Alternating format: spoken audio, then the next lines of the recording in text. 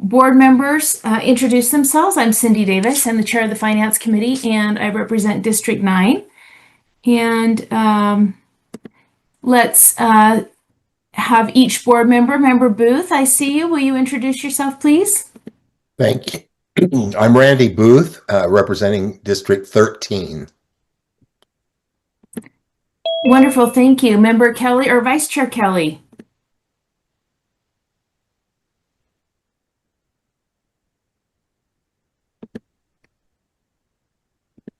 I see he's on. I don't know if he can hear us. Vice Chair Kelly?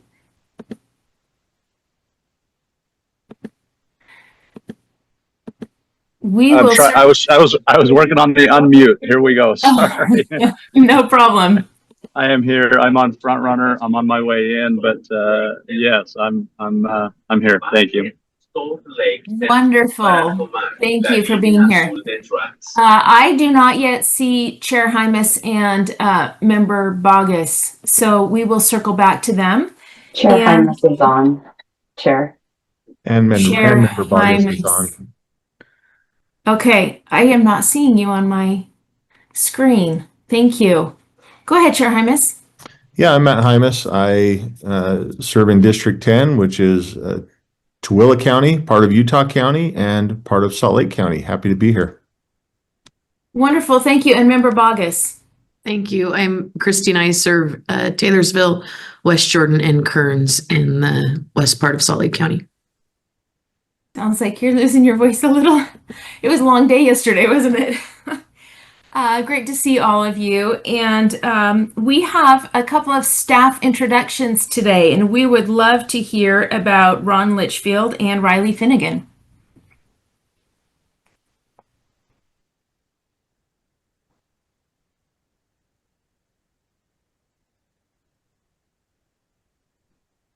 Hey, good morning, Finance Board. My name is Ron Litchfield. I am the Transportation Pupil Specialist at the State Board of Education. I provide oversight everything school bus. So part of my responsibilities are over the finance for our school district's transportation programs. I also provide mentoring and training to various transportation staff across the state of Utah. I also do site visits. And that's some of my favorite part of my job is being able to help people and try to help solve problems and really be that mentor and friend to all of our districts and charter schools that provide transportation. A couple other things I do for the Board of Education is legislative session. I'm very busy doing fiscal notes as part of our finance team. And reports is probably a big portion of my job. When we're distributing $125 million in funding to districts, there's a lot of reports and data that needs to be accurate for that to happen. A little bit about my background. I started as a mechanic. I started at Weber School District as a school bus technician and worked my way up. I became the director in Morgan School District, and I ran Morgan School District's transportation program for 5 years before coming to the State Board of Education. I've also am on the National Board of Directors for State Transportation Directors Association, and I've on my 3rd year. I have one more left on my term. I'm the Western Region representative, which I hold meetings with all the Western states every other month to discuss transportation challenges and problems. A little bit about myself. I love the outdoors. I love camping, mountain biking. I'm always have hobbies and projects going on. So it's great to see you all here today.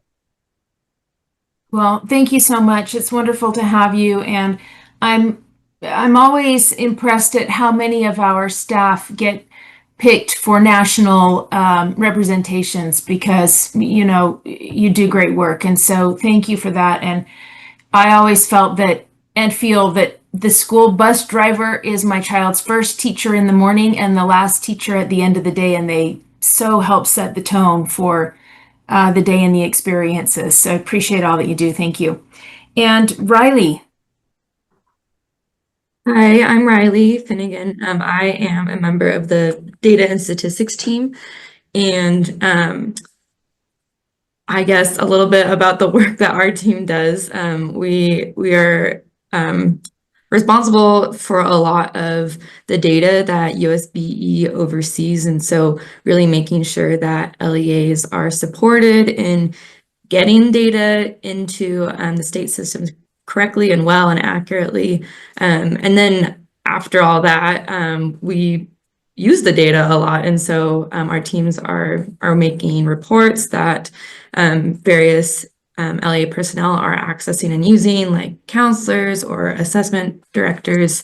There's a lot of the work of accountability that our team is focused on, making sure data are loaded and then are the correct formulas and are applied, and so that certain results can be made available. We do a lot of reporting for just like assessments, demographic enrollment counts, making data available to the public, and then also really helping the internal USBE teams have access to the right data that they need so that they can do their jobs the best. There's a lot more that our team does as well, but that's kind of like a really brief overview. And yeah, so that's me. Thank you, Riley. We appreciate all that you do for the accuracy and transparency of our USBE. Thank you so much for being here. Director Bruff has his hand up. Yeah, if it's okay, I'm going to ask Riley to tell you a little bit about her PhD program and her affinity for Rainbow Arch. Oh, let's hear that, Riley. Yeah, I got my PhD a couple years ago through the University of Utah in the Department of Geology and Geophysics. So my dissertation was focused on the ways that human-created energy sources like vibrations from trucks and cars, or from helicopters and planes and trains, or human-induced earthquakes, how those affect the structural integrity of natural arches and bridges in Utah. And Rainbow Bridge is, I think, one of the most special natural arches and bridges in the world. It is it has a very perfect form. It is almost a perfect catenary or inverted catenary. So like if you think of the St. Louis arch or gateway arch, that's like a perfect catenary, inverted catenary arch. And it is very similar. Rainbow Bridge is very similar. And so it's just wonderful how nature has made such a perfect arch, and it's very sacred to many of the native communities in the Four Corners region. That was fascinating. Thank you. I love coming here and learning new things about our staff and the all the sides of the prisms of your lives. Thank you so much for sharing that with us. Appreciate it. Okay, we have several people here to give public comments today. And I'm just going to give a few little reminders. Public comments are limited to 2 minutes per person. A comment can express simple support or dissent about regulatory action. However, a constructive comment supported by evidence, data, or information is more likely to influence regulatory decision-making. Individuals should not use public comment to complain about personnel issues or attack or defame an individual. Speakers making a highly detailed or complex comment should also consider providing a written outline of their words to the board. That's always helpful. Please remember that children may hear your comments. Be thoughtful and professional. Keep your comments appropriate for a general audience. If you have material with explicit language content, submit such material in writing to the board at publiccomments@schools.utah.gov. I don't know if we are going to get a lot of explicit comments today about school finance, but we are talking about property tax, so you just don't know. I'm going to list the order of which we receive these public comments. We're going to have Emily Daly, I hope I'm pronouncing these right, Jamie Munns, John Larson, Todd Hauber, Howard Stevenson, and potentially Senator Fillmore. When you introduce yourself, could you please tell us again your name and your title? And we'll go ahead in that order, starting with Emily. Thank you so much for this time. My name is Emily Daly. It's okay. People say Daly a lot. So I am in Davis School District, have been growing up myself, and now all my children will graduate from Beaumont High School. I wanted to comment on this. I've been very interested in this process. I've learned a lot about education accounting. It's a little bit of the wild, wild west out there, especially for regular citizens to understand where the finance is coming from, where it's going, how it's allocated. I'm specifically talking about the state guarantee. What I noticed this year, as we saw many districts raise their taxes because the state guarantee hold harmless changed from 5 years to 1 year. These districts are raising their taxes to get money from the state that was already collected through taxes. So we already, as citizens, we already paid taxes to the state. And then the state says, well, if your taxes don't generate enough money, here's some more money for you, but only if you raise your taxes to a certain level through your levied and voted tax increases.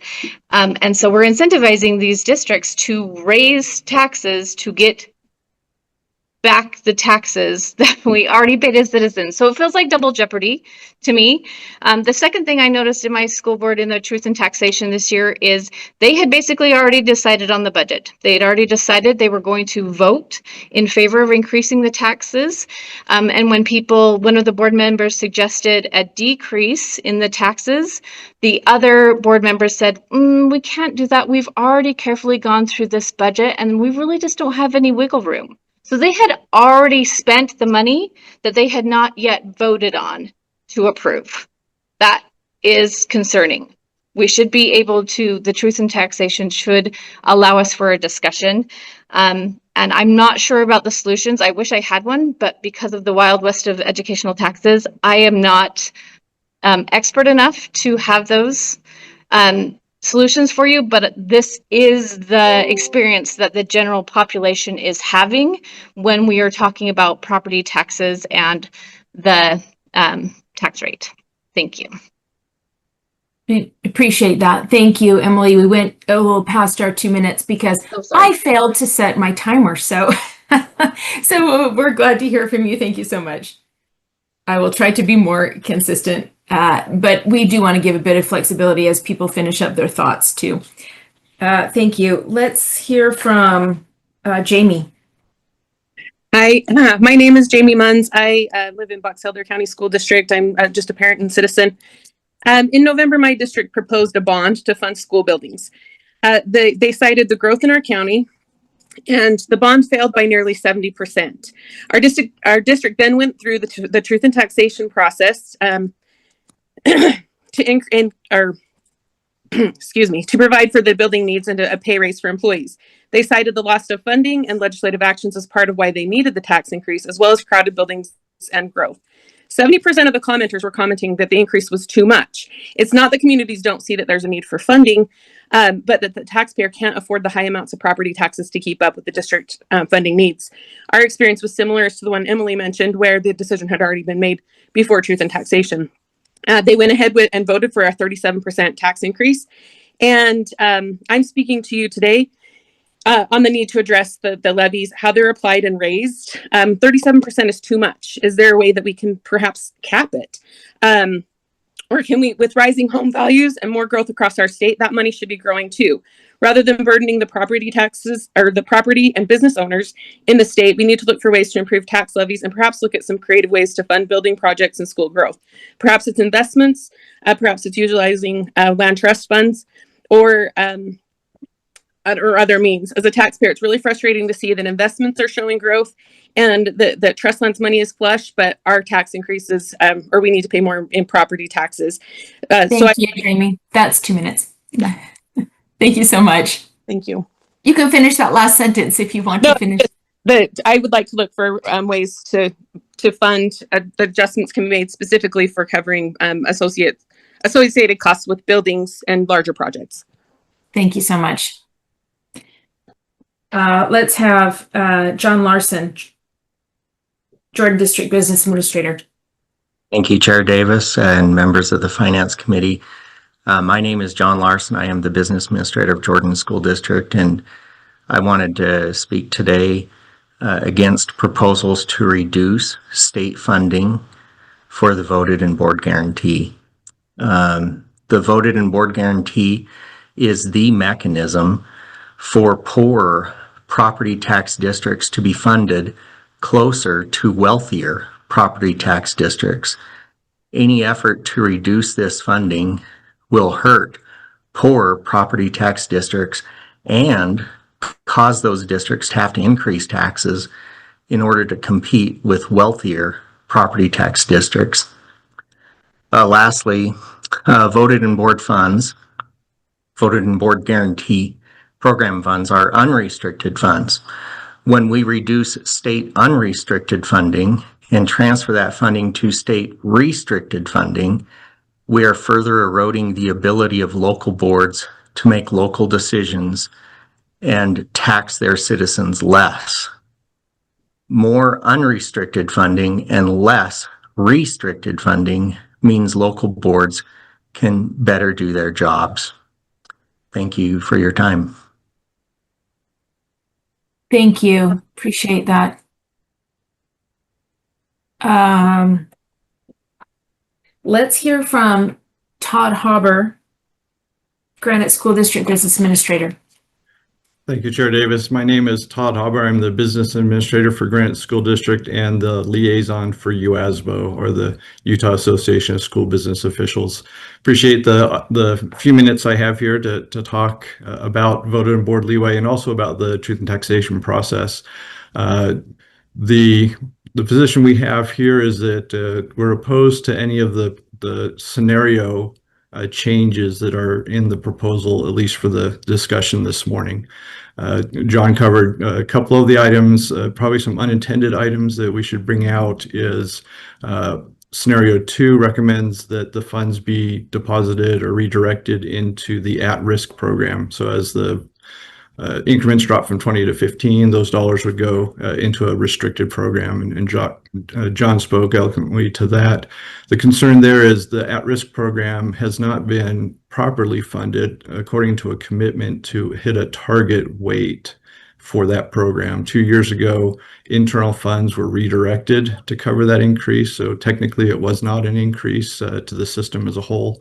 And last year it was just not funded at all. So this would further that thought that the at-risk program could just simply be funded through other mechanisms and not be on the committed path of additional funding. To talk to the truth and taxation item just real quickly, about 10, maybe 12 years ago, the same concerns were brought up that budgets were being adopted before a truth and taxation hearing took place. There are many entities involved in this process, from county assessors to county auditors, to county treasurer, state tax commission. We all put our heads together to try to figure out how we could fix that timing issue. The answer that we got at the time was, oh, we'll just move the date from when budgets are due from June 22nd to June 30th. It really didn't address the larger problem. So there are, if we go down this path, we have many more people to bring into the conversation beyond just the finance committee here, including municipalities, counties, special service districts, because they all participate in the truth and taxation process. Thank you. That is 2 minutes, and we appreciate your feedback. And just for public awareness, Todd Hauber also represents all of the business administrators in our schools in the state. And so while we're limiting public comment to 2 minutes, he is a regular participant in our meetings so that we can ask questions and seek a local perspective. as well. So I don't want public commenters to feel that he's getting special privileges, but he is a regular attendee. Thank you. Appreciate that, Todd Haber. Let's go to former State Senator Howard Stevenson. Thank you. I'm Howard Stevenson, former president of the Utah Taxpayers Association as well, which helped to create the Truth in Taxation Law in 1985 when our taxes were 24th highest in the nation. Now they're 43rd highest in the nation, meaning only 7 states are lower than us. At statehood, if we were to create the school finance system we have today, we would think it unthinkable because we have winners and losers. We have very, very poor school districts and very rich districts, and we would not create that kind of system. And yet the equalization formula helps to solve a lot of that, and I'm glad for your finance committee's charts that you will see today on that. I propose that the equalization 0.5% that was put in place in 2023 by Senator Fillmore be hardwired, not to be an option, but to be as part of the increase in the inflation and the WPU. So instead of a 5% WPU overall, you would have 4.5%, and 0.5% would go for equalization each year. And that would help close the gap that you will see in those charts on the poor and the rich school districts. What we have today is not fair. And there have been 45 states that have had lawsuits against their funding systems. I would hate to have a federal judge decide how we fund our schools. And so I think we need to move forward. And Senator Fillmore is the advocate in the legislature today to make that happen. And I hope that he is part of these discussions. I appreciate that. Yeah, 40 seconds left. Do you have any parting thoughts? Yeah, every school district can get equalization for whatever they are levying and voted on board. So the idea that we have to increase our rate to get the money, you get the money, period, on whatever you are levying below 20 increments. So what you're hearing in this truth and taxation hearings are a little bit disingenuous. That if you want to go to what you used to have, that's true. But truth and taxation basically says that you get last year's revenue plus new growth unless you want, and you get no inflation unless you go through truth and taxation. Every school district, every taxing entity needs to go through truth and taxation every 8 or 10 years to recapture inflation anyway. But since we're 43rd lowest, I think we can't really complain a lot on property taxes. It's the difference, it's the change that makes people mad, not the level of our property taxes. Thank you. And I saw recent data that we were actually 46th, so we were the 4th lowest now. I don't know if yours is more recent than mine, but either way, I really appreciate your thoughts. Thank you. Let's go ahead and move into our agenda item then. We appreciate all of you for your public comment and want to be thoughtful as we proceed in making recommendations or sending our hopes as school representatives to the state legislature. So we are going to now be discussing the voted and board local levy program, and we have information that will help start us off on this conversation that has been prepared from very, very well-informed staff members. Vice Chair Kelly, did you have something to add before we start on the agenda item? Yeah, if you don't mind, I just wanted to thank the public comments. I think were very, very helpful. And the first 2 citizens that spoke out, I just want to express appreciation to them for their engagement in the process, and just let them know that their comments are thoughtful and helpful to our discussion. Thank you. Yeah, appreciate that. We love it when we get public comment. Thank you. And was that Member Bogus? It's actually Cami. I'm sorry. Cami. We have one more person, I think, for public comment. It's just a different item. Oh, okay. Let's go ahead and hear that now, and then we'll circle back to our discussion on property taxes. Thank you. Do I have that name of It that should be person? the next item underneath. I apologize. I just highlighted. It's Bonnie Jones for item 3.3. Okay. Thank you so much. Let's go ahead and have that public comment now.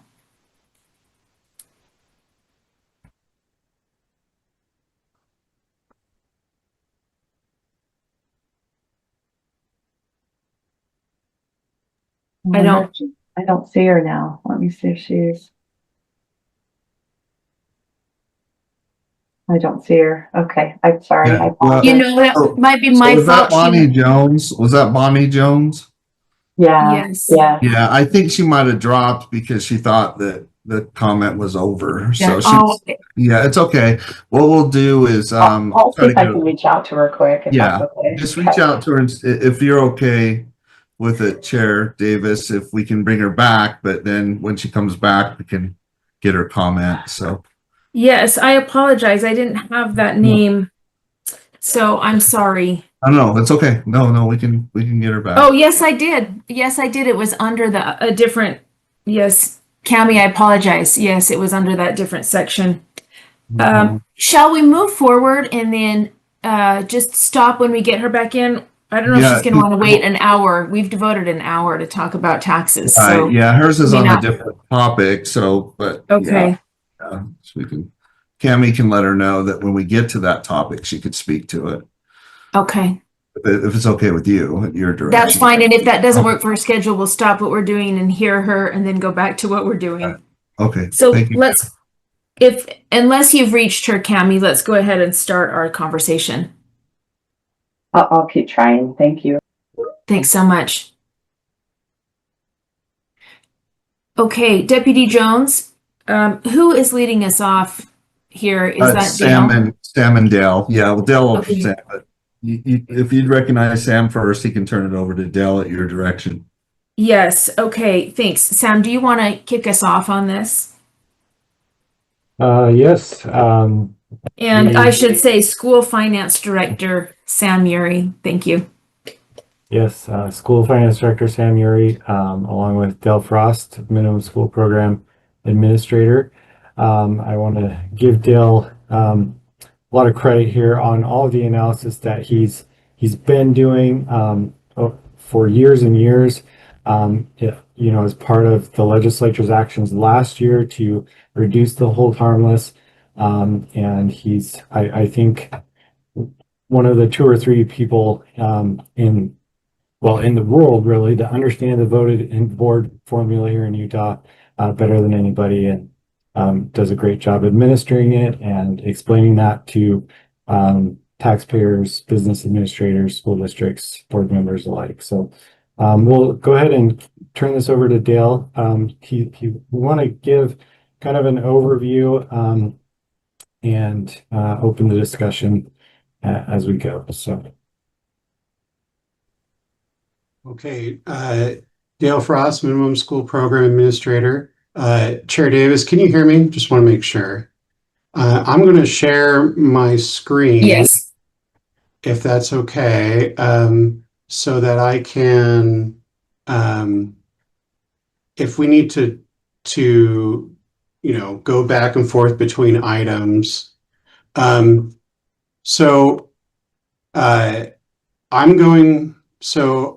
Just a couple, these are all in your backups. I have a background information presentation I'm not going to go over unless they're specific kind of conceptual or definitional questions for you all if we need to clarify something. So I'm going to dive into this presentation. Sam and Scott, if you can see if there are comments or board members raising their hands, because I'd like to answer those questions in real time. So can I proceed, Chair? Please do. Okay. All right, thank you. So today we're going to go over the board motion from last month that was sent to Finance Committee, just so that we're all on the same page, what's prompting this conversation. We're going to go over the nature of property taxes, that they are unequal across the state in terms of rates and revenues.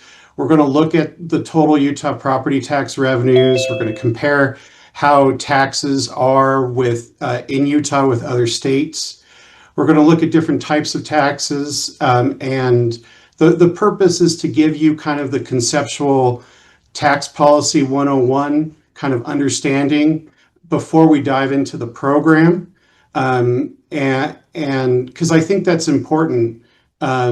So you can understand both where, some of the comments from the school district folks, as well as former Senator Stevenson and legislators are coming from with the program. And I'll quickly go over what it is, how the funding has changed since 2018, what are the policy levers available, and scenarios to consider, and we'll go from there. And I'm hoping that we can have a discussion. There's no specific, from a staff perspective, recommendations on how to move forward. We just want to support board members in what you would like to do and recommend to the legislature. Okay, so let's first go over the motion here. These first two parts, so it's the motion is that the committee recommends that the board direct staff to collaborate with the legislature on potential amendments to the vote and board local levy code. And we're going to spend most of the time on these first two items. One is to reduce from 20 the guarantee to 15 increments, and reallocate those savings to the at-risk WPU add-on. Or that's scenario 2 in your board backups. We'll go into that a little bit more.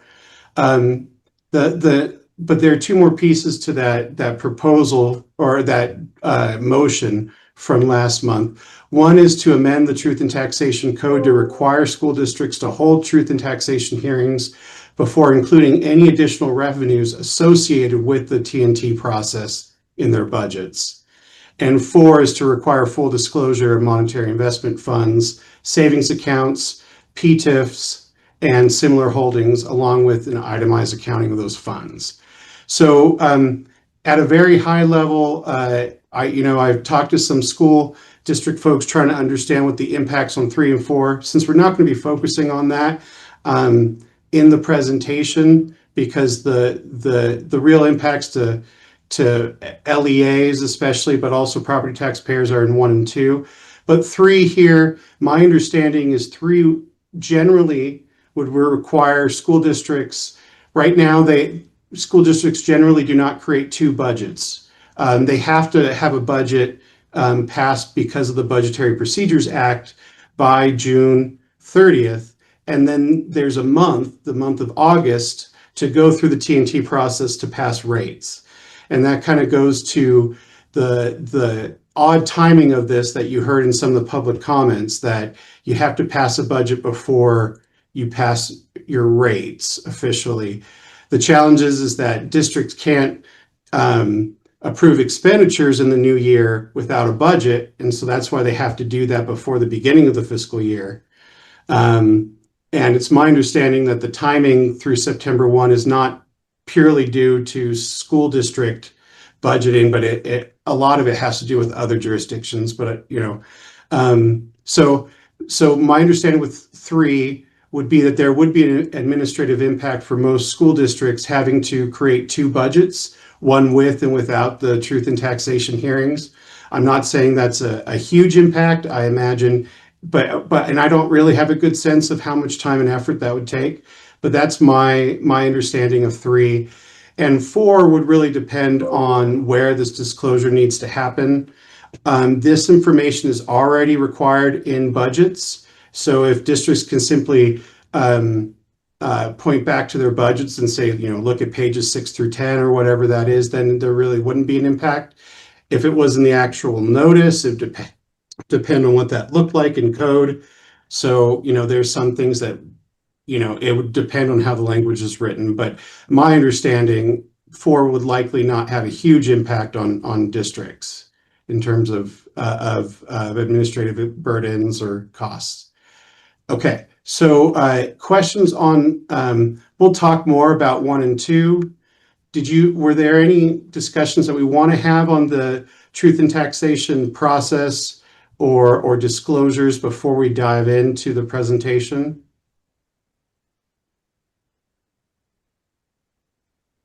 Okay, if not, I'll take silence as agreement. Unless you're on mute.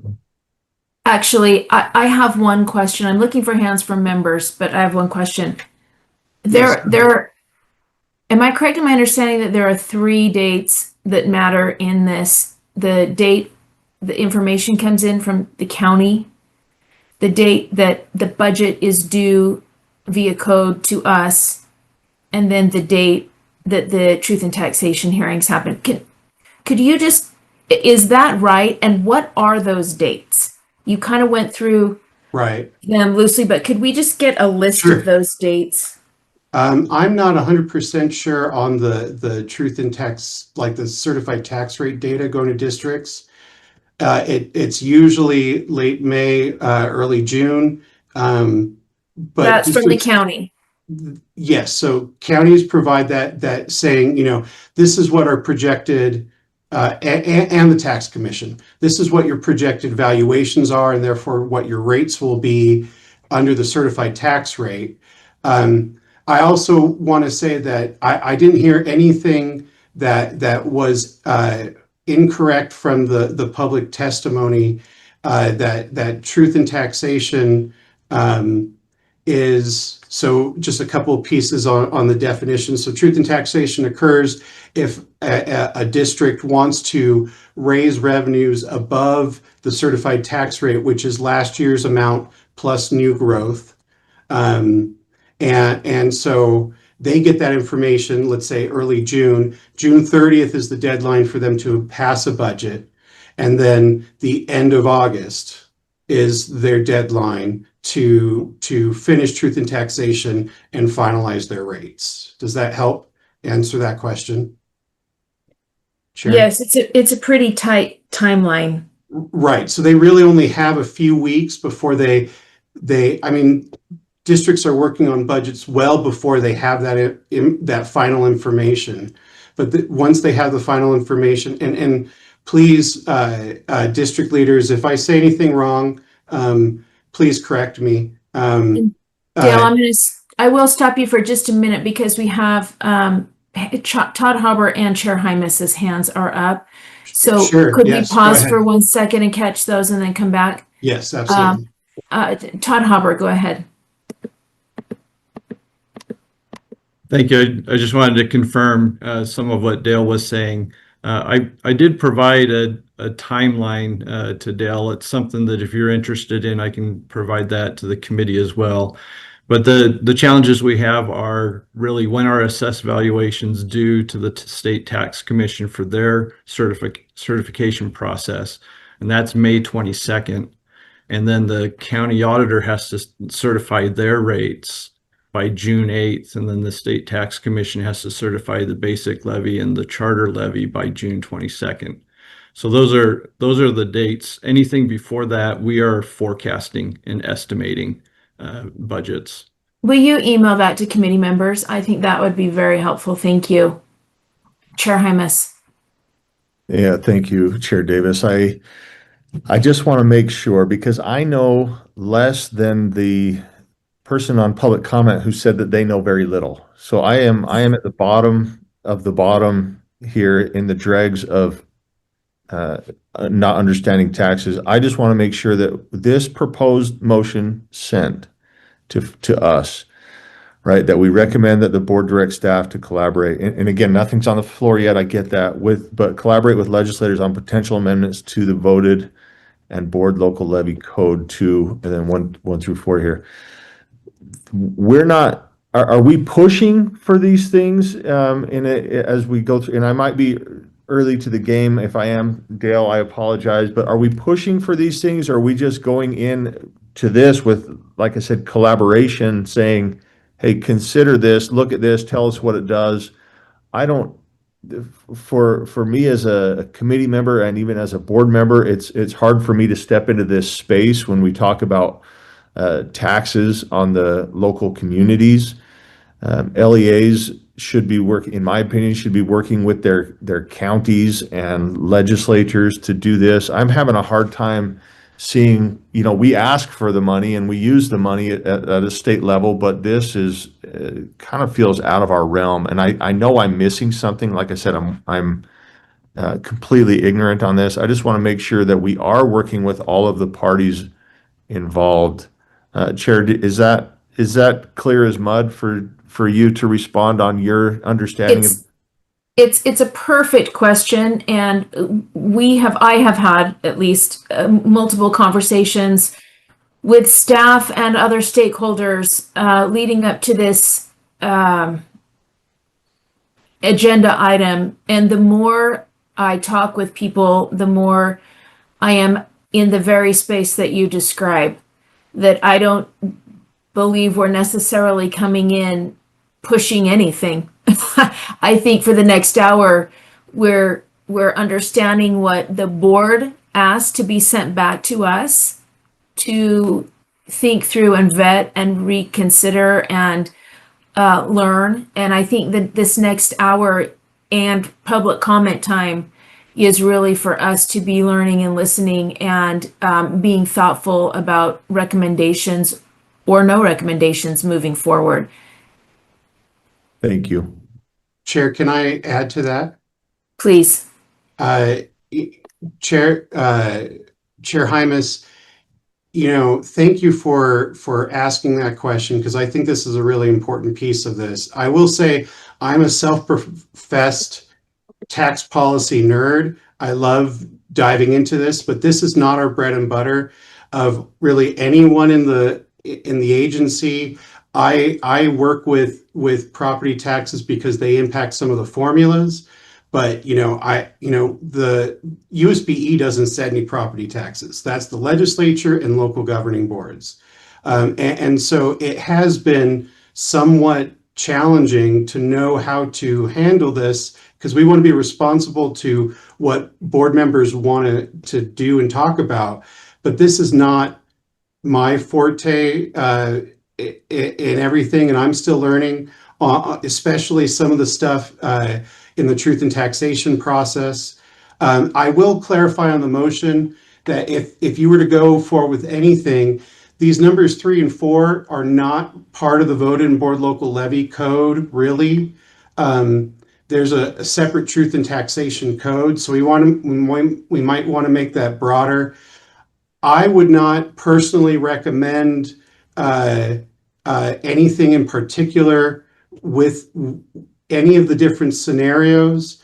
I think that the collaboration needs to be broader, especially those who are directly involved in the setting of these rates. So does that help, Chair Hymas? I'm not trying to say you should do one way or the other. Other than, I agree with you that this is much broader and bigger than USBE, and that we should be, working with those many other partners. Chair Davis, follow up. Please. Yeah, I appreciate that, Dale. This is one of those difficult situations. I think for me anyway, and I'm assuming other board members, we get concerns sent to us from our constituents, and I'm the type of person, when somebody gives me a problem, I want to give a solution back. And so I don't know if this kind of feels like a result of that, where I want to give a solution and I want to help, but I really have no knowledge or authority to do so. And so I just want to make sure that I'm staying here in my, not only in my lane, but in my understanding of what we can do and should do. So I appreciate that feedback as well. Thank you. And thank you, Chair Davis. And if I can add one more thing, it is our lane in that the board administers the state guarantee portion of the voted and board program, but there's not really any, I don't get to decide what the WPU value is, for example, or any of these kind of things. This is just, putting the statute and formulas into action. But as I'll try to show you that, there are a lot of other ways to try to get at some of the concerns about the timing and the nature of property taxes. And changing the vote and board guarantee will not necessarily lead to lower or higher property taxes. It will be highly variable across the state. And so there's a lot of uncertainty there too. So it is, a formula that we administer, but that it's, I wanted to make that point too. So let me dive into the presentation, if that's okay, Chair Davis. So Please. I'm going to try to move relatively quickly so we have time for discussion. So are Utah taxpayers in terms of rates and Utah students in terms of per pupil funding treated equally across the state? Well, let's look at property taxes here. And I apologize that these percentages, we're going to do a zoom in of the Wasatch Front. So on the left-hand side, these percentages, this is the percentage of the lowest local revenues per student. So you can see down here in Paiute County, they're at 100%. They get about $1,700 per student from all of their rates. On the high end, you get 13 times that in Park City, and you can see that there's wide variation. Let's just take Grand and San Juan County over here. Grand is receiving about 7 times the local revenues per student that San Juan County is. And yet, if you look over to the right side, over here this is the percentage of the lowest tax rate. South Summit and Rich school districts are really, really close in their rates. They're at the very bottom in terms of rates. Tooele is the highest rate.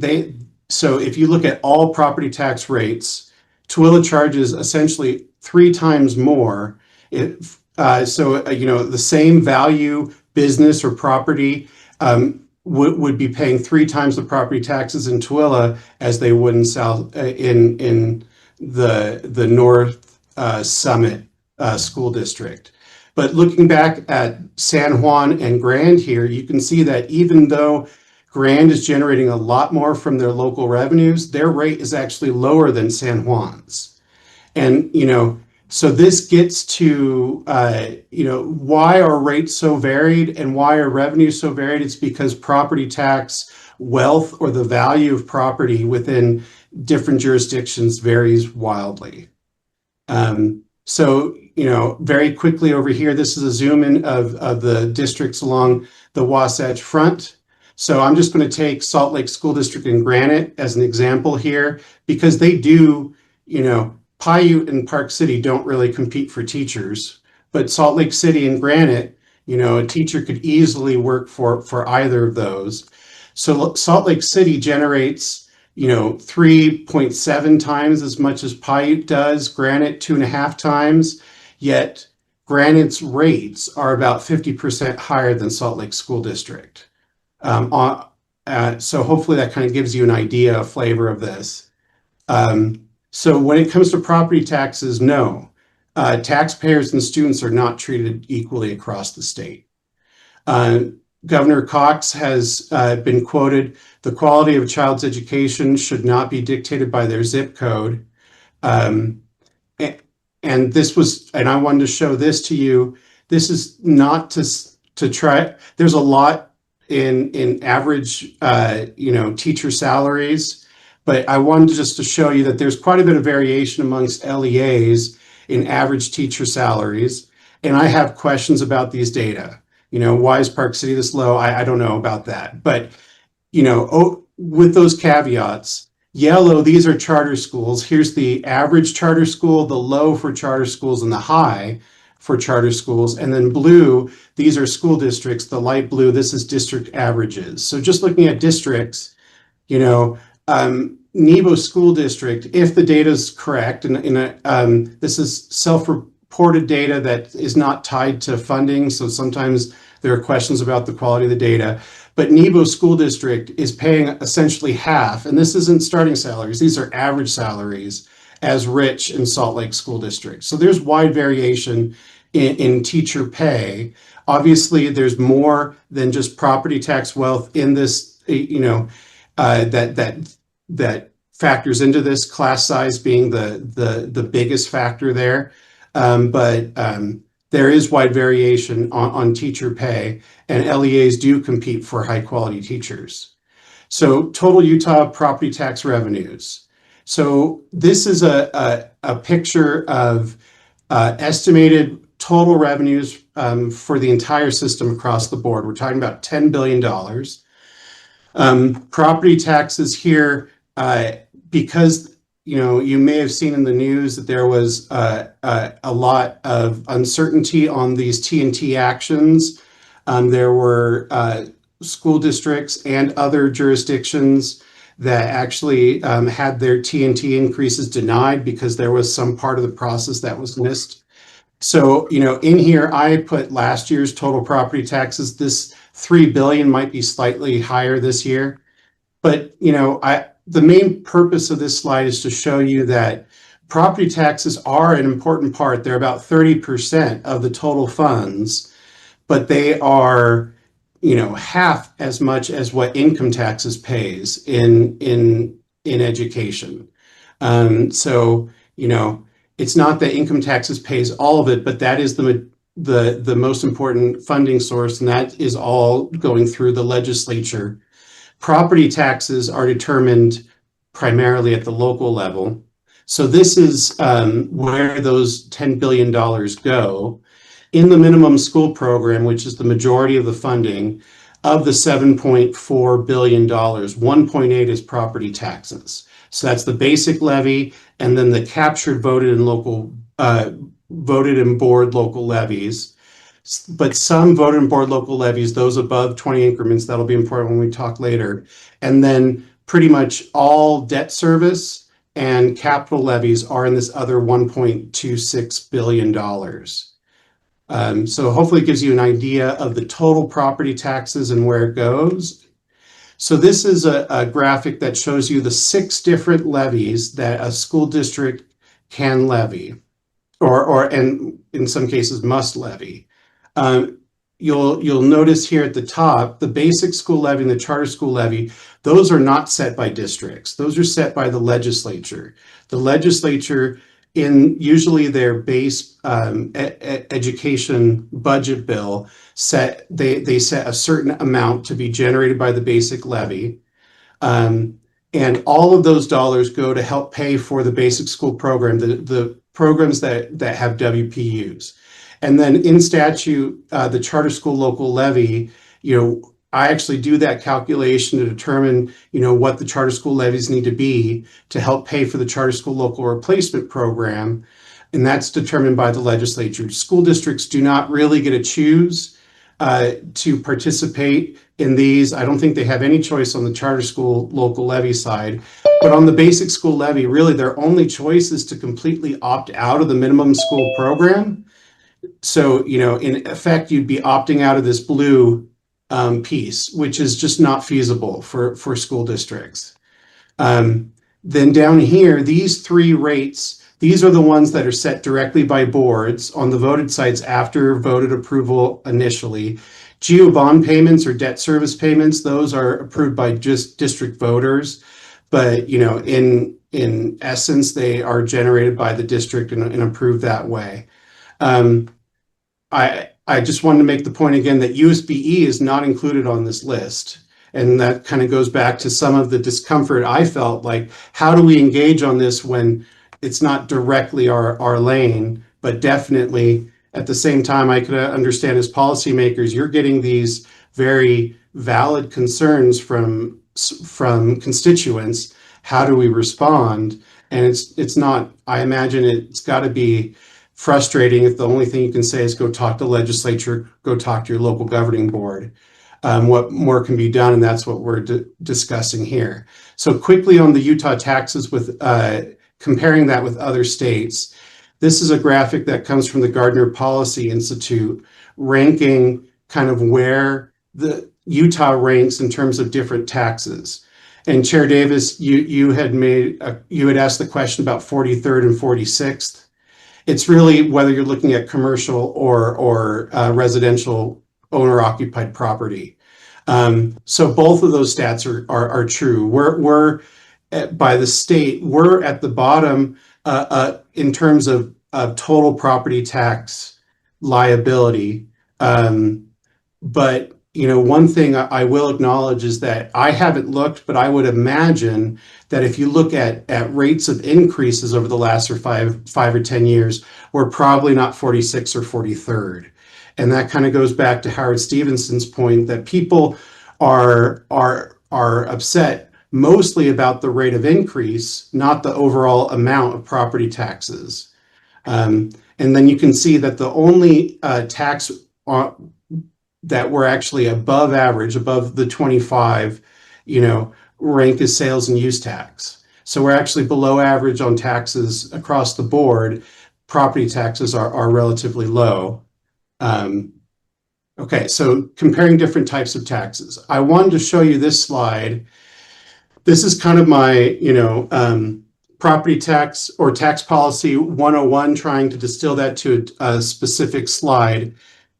You might have the question, why do we even levy property taxes? Property taxes are painful for everybody. Well, there is good reason to include property taxes from a tax policy standpoint. I'm not going to go through all these pros and cons between the three main funding sources for the state, but I'm going to compare income taxes and property taxes mostly. Income taxes they're good in that they're uniform across the state. If you earn $50,000 in South Summit School District, if you live there, you pay the same rate as Tooele. They are neutral. It's a neutral tax in this state. They can be progressive in they are in other states. The more progressive they become, actually, the less stable they become. But the main drawback of income taxes is that they're less stable, meaning that they are more prone to peaks and valleys with the economic cycle. So during good times, income taxes come in really high. During bad times, they dip quite a bit. The main benefit of property taxes is that they're very stable. And so if you want a stable funding source as part of education funding, property taxes, there's nothing better in terms of stability. There's also a lot that we can talk about economic distortions. I put in the backups the Gardner policy brief that talks more about the economic distortions, and there are fewer on the property tax side. Property taxes are less regressive than sales taxes. That's an important point there too. And depending on your viewpoint, if you're a taxpayer locality, having property taxes locally controlled is a very good thing. You have more ability to impact that. If you are the state or you're a government entity trying to raise property taxes, that local control and transparency might be very frustrating. People know their property taxes. They really don't know how much they're paying in sales taxes. But if you add those things up, they're actually paying usually more in sales taxes than they are property taxes. But those are some of the reasons why, as you start to look at some of these things, you can maybe kind of see, okay, now I can see why the legislature does X, Y, and Z, when it comes to tax policy. But yeah, so again, on the property tax side, there are a lot of pros. The main cons is that they're very unequal and that the state doesn't control them, if you're looking from the state perspective. That's important to keep in mind when you're talking about the Vote and Board Local Levy program, because this is the mechanism by which the state tries to address these drawbacks of property taxes, their inequality, and that they are locally controlled. So very briefly on the voted and board side, and I'm happy to stop and answer questions, but I want to make sure we don't run out of time. In this program here, it's $1.2 billion overall. When you take all local levies, it's another $200 million on top of that. But these are the parts that are captured in the Vote and Board Local Levy program. The vast majority of funds are local revenues. These are the local property taxes that generate that match. And so it is true what you heard in public comment that to participate in this program and receive the equalization, districts have to levy up to a certain point. It's a way for the the legislature to have property taxes be part of the system without being blamed for property taxes. They can say, well, the locals did that, but it also creates a very difficult situation for both taxpayers and districts, where in certain circumstances, they will say, we need to increase our rate so we don't lose money. That is a very challenging thing for both sides. It is kind of the nature of the program as it's designed right now. And if you were to ask me, how do we change that and fix that? I don't have an answer to that. And I'm not sure if it can be fixed without fundamentally undermining the point of the program, which is equalizing funding to the extent possible on the property tax side. If it were at all possible, you would have to move away from a rate-based system to something else. And we can talk more about that later. Okay, so very briefly, I stole Ben Leishman's slide here. He's from LFA. The state guarantee is another name that we use for the state portion of the Voting Board Local Levy program. Basically, it provides a guarantee for up to 20 tax increments. So it used to be just 16 on the voted side and then 4 on the board side. And then it was changed to this complicated, set of priorities, all getting to 20 increments. Now it's just 20 increments all lumped together. An increment is a tax rate of 0001. And then there's a certain rate called the guarantee rate, and that is determined by how much funding the legislature makes available for the program. Basically, so for 2025, it was 6405. That for every guarantee per WPU per increment, a district could receive up to $64.05. So if you multiply that by 20, you're talking about $1,200 or so per WPU. If you think that we're about 1.4 WPUs per student, so you're talking about $1,600 per student essentially. But if you are not levying all those rates, then those increments, then you only get a proportional share of that. So this is kind of the basic graph of the program that shows property tax wealth. So over here on the left-hand side, it says amount per WPU per tax increment. One important thing to keep in mind is that the main piece of information that's missing from this graph is the number of increments that are levied, which is an important part of this discussion. This is looking at just one increment across the board. So it's really showing property tax value per student, essentially. So over here, Park City can levy one increment and they can essentially get more than $750 per WPU, where Tintic, if they do that, they can get like $8 per WPU. So the green, these are the local revenues per tax increment. The orange or the kind of brownish color, this is the state aid piece to equalize that. So basically what the program does is that districts can receive the same funding with the state and local combined for these lower property tax wealth districts, basically up to the level of Ogden. So we're not equalizing all of that. That would cost billions of dollars, but we are equalizing, in a meaningful way. If you think about San Juan School District versus Ogden, Ogden is more urban, has more, commercial properties, and yet San Juan, with the state match, can receive essentially the same revenues, at least up to 20. So in 2018, there was an important push to add to this program. And the main way they did that was they froze the basic rate. We can go into more of that. That created savings that then went into an account that helped to pay for this. So there was a push to move from, at that time, it was just under $40 per WPU per increment, to move to $78.50 per WPU per increment. And that would get us to the South Summit level. That wouldn't equalize all the way up to Park City, but it would get us to equalize to South Summit.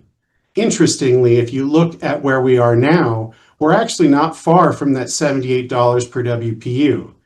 The problem is those high wealth districts moved up faster than even that line did. And now South Summit, rather than $78 per WPU, they're generating like $270 per increment per WPU. And so, you know, it's a challenge to even with, you know, concerted effort from the legislature to move up that line also, as you move it up higher and higher, gets more and more expensive. So $289 million is the state appropriated amount currently in the program. So, you know, I asked this question, why did the state, why did it cost us $100 million instead of what was projected, which was $744 million to get to essentially that level per increment per WPU? The answer is large increases in local revenues. Property taxes locally and the valuation has gone up significantly, pushing up that line. So, but the state did make a concerted effort. They also added 100 million. But you know, what basically happened is that the local side made up the difference on that. So let's talk about policy levers. Can I just yes, really go ahead. quickly just clarify something? So, and this is something I think you helped correct me in our in one of our meetings, but so school districts can get the guarantee for the increments that they do levy.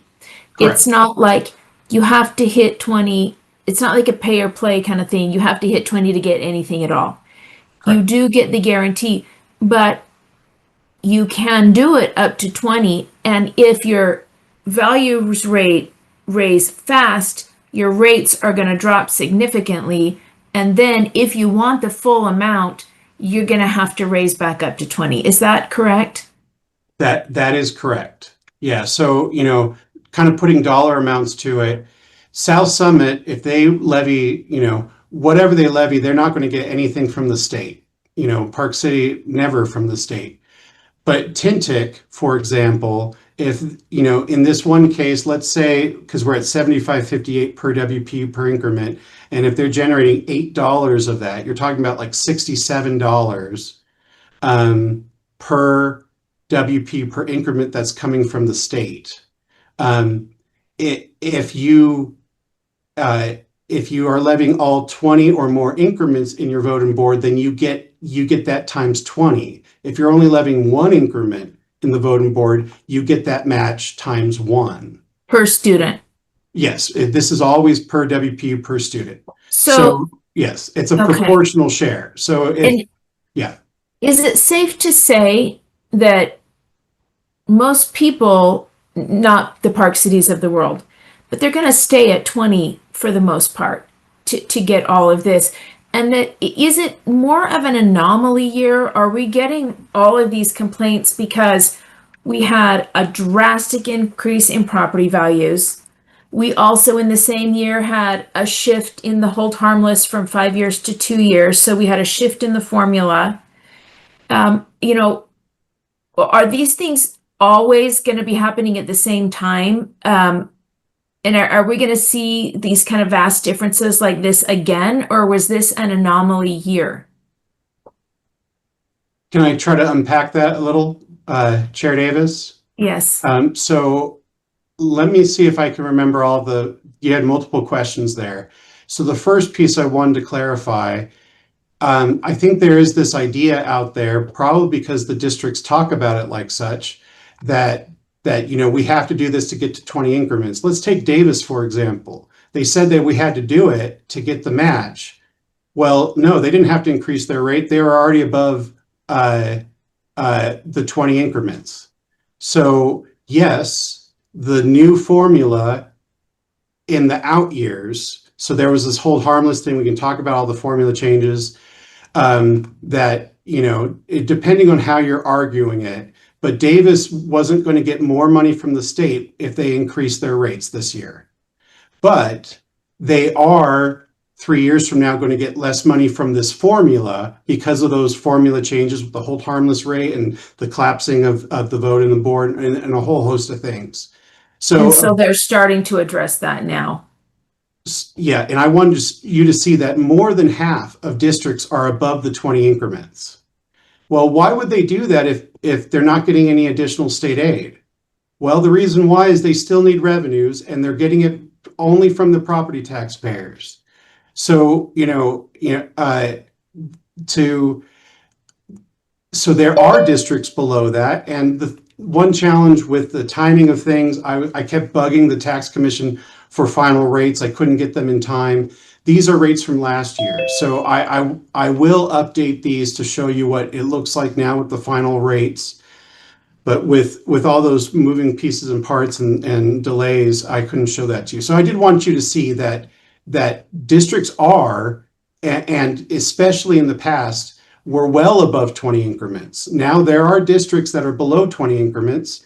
Those like Daggett, North Summit, Washington, South Summit, they don't care about this formula because they're not going to get any because of their valuation, right?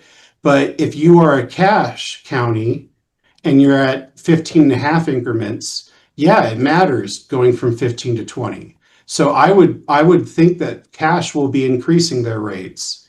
Iron specifically went through truth and taxation to increase their rates to 20.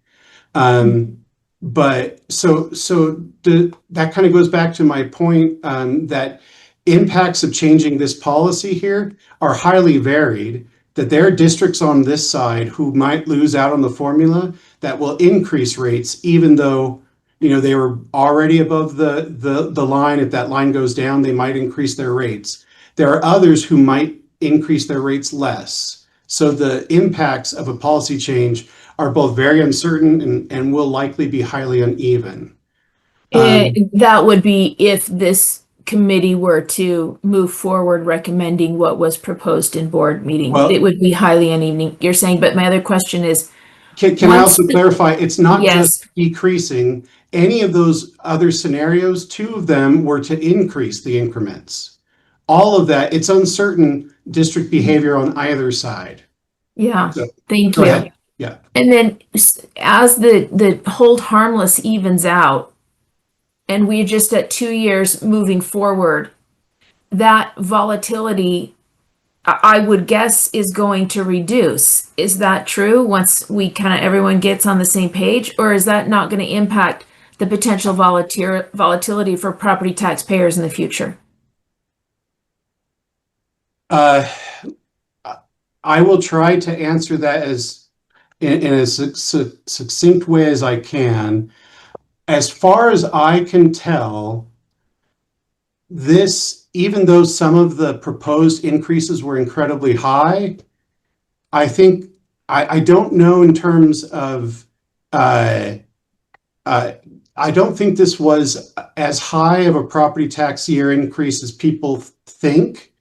Maybe the percentage increases, especially like a Box Elder wanting to increase by 37%, are very, very high.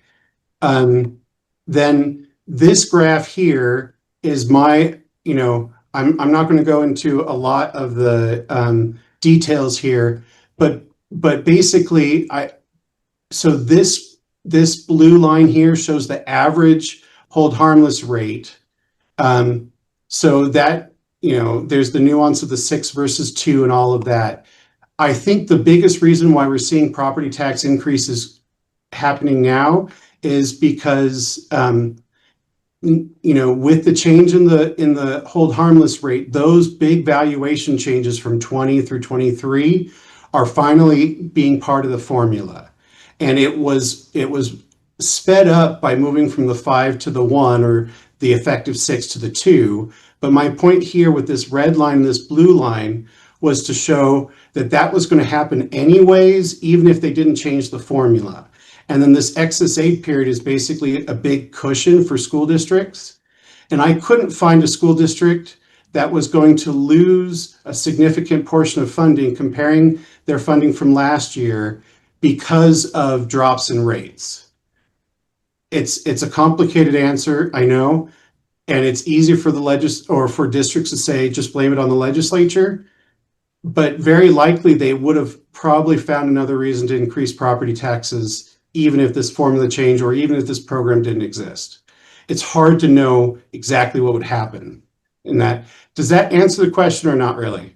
Yeah, that's helpful. Thank you. Vice Chair Kelly. I'm gonna use the example of Box Elder. You mentioned they increased by 37%.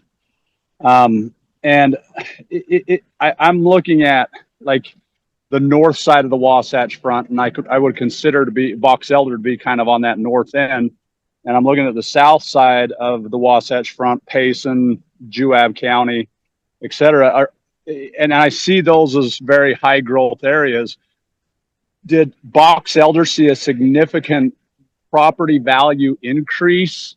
And as a result, because that property value increase happened at such a high rate, they were forced to levy a much higher percentage? So Vice Chair Kelly, let me try to answer that question. So if you look, here's Box Elder on the graph. You can see they're, just like Davis in that they're well above the 20 increments. So if Box Elder is saying the voted and board program is why they increased it, I don't see evidence for that. Okay. On the valuation changes, that goes back to the nature of truth in taxation. If you see large valuation changes, the rate will drop because the certified tax rate will give you the same amount of revenue as your previous year plus new growth. And Right. so that's why the rates, when I was showing that graph and you saw that blue line going down, as valuations went up, the average rate went down and it was generating the same amount of revenue. I don't want to speak for Box Elder. But I will say that I think it is very plausible what you heard in public comment that the district feel, well, that there's a need to build, they couldn't get it through a bond, so we're going to pay for it through operating dollars. Therefore, but I don't want to, their BA is probably going to egg my house now, but I think there's a lot of factors going in that, but it's not because they saw property taxes, their rates would go down proportionately. I think it's just a shortfall in revenue that they were trying to, for whatever reason, trying to meet. I'm just trying to reconcile. I feel like, there are certain areas that are much higher. You're seeing much higher growth in those areas. Saratoga Springs, Eagle Mountain and Alpine School District, Payson in Nebo School District. I look at Box Elder School District and I see that as one of those areas where as Utah continues to grow, where do you expand? Well, you expand west, you expand north, you expand south. You can't really go much further east, but at least in the Wasatch Front. But is it a factor of just they're experiencing extremely high growth as a result of Utah being an attractive place to live? Yes. So, Vice Chair Kelly, I think it's important, school finance, I get this question all the time. They're like, why is school finance so complicated? And it's like, I would love for it to be simpler. But once you start, when you start getting into the details, there are good reasons why it's so complicated. But over here, let's use an example of Washington. I was talking to the BA from Washington. Washington generates above average local revenues, and they have, their rates aren't super high or super low, but they get very, very little from the voted and board. How do you reconcile that? That's because Washington has been a high growth area. So going back to these, a lot of their rate is not in voted and board. Their rate is in this category on the capital side. They're having to build. And so one challenge with this discussion is we're talking about these two rates down here, Vice Chair Kelly, where high growth areas have high capital costs. And so their property taxpayers are paying for buildings on top of, operational dollars, where maybe a lower growth area doesn't have the same capital costs. And so this discussion here kind of ignores that whole part of the discussion, but it is very important to property taxpayers. So that, I don't know if that really answers the question, but yeah, a lot of the you know, so Nebo is a high capital cost district because they are growing so much. They are also a fairly high voted and board local levy rate, which is why Nebo in relative, you know, if you look at their rates, I right here, they're at 241%, I believe. Yeah, so Pro was 233. So they're definitely one of the higher rates because they're kind of paying on both sides for that. Yeah. You know, Tooele, I think has been in that same position too. You know, if you are a low property tax, high growth area, which a lot of these are, and when I mean low property taxes per student, if you don't have very many kids, then, you know, your average can go up quite a bit. Then, you know, it's, you know, the district that has few options than having pretty high rates relative to everything else. Does that answer the question? I'm trying to answer the question. It's challenging, Vice Chair Kelly. I understand it's a challenging question, but yeah, I think that helps. Thank you. Yeah, so definitely growth and capital expenditures are very important to the overall property tax discussion. And that does go to the point that this program doesn't directly address those. And so if you're changing this program, that doesn't address, you know, the high property taxes due to high capital costs. So you're saying, you know, those property taxes may raise anyway, whether this formula ever changes because of the growth that Vice Chair Kelly's mentioning. They're still going to need to pay for buildings and such like that. Well, right. I mean, so, you know, there's a cap on the capital levy, but, you know, districts can raise their capital levy and maybe voted. And so let's take Box Elder. Maybe they were thinking of taking some of these voted and board revenues and taking them to capital, you know. But if their bond doesn't pass, then they can look at the capital levy. And you're right that, you know, that's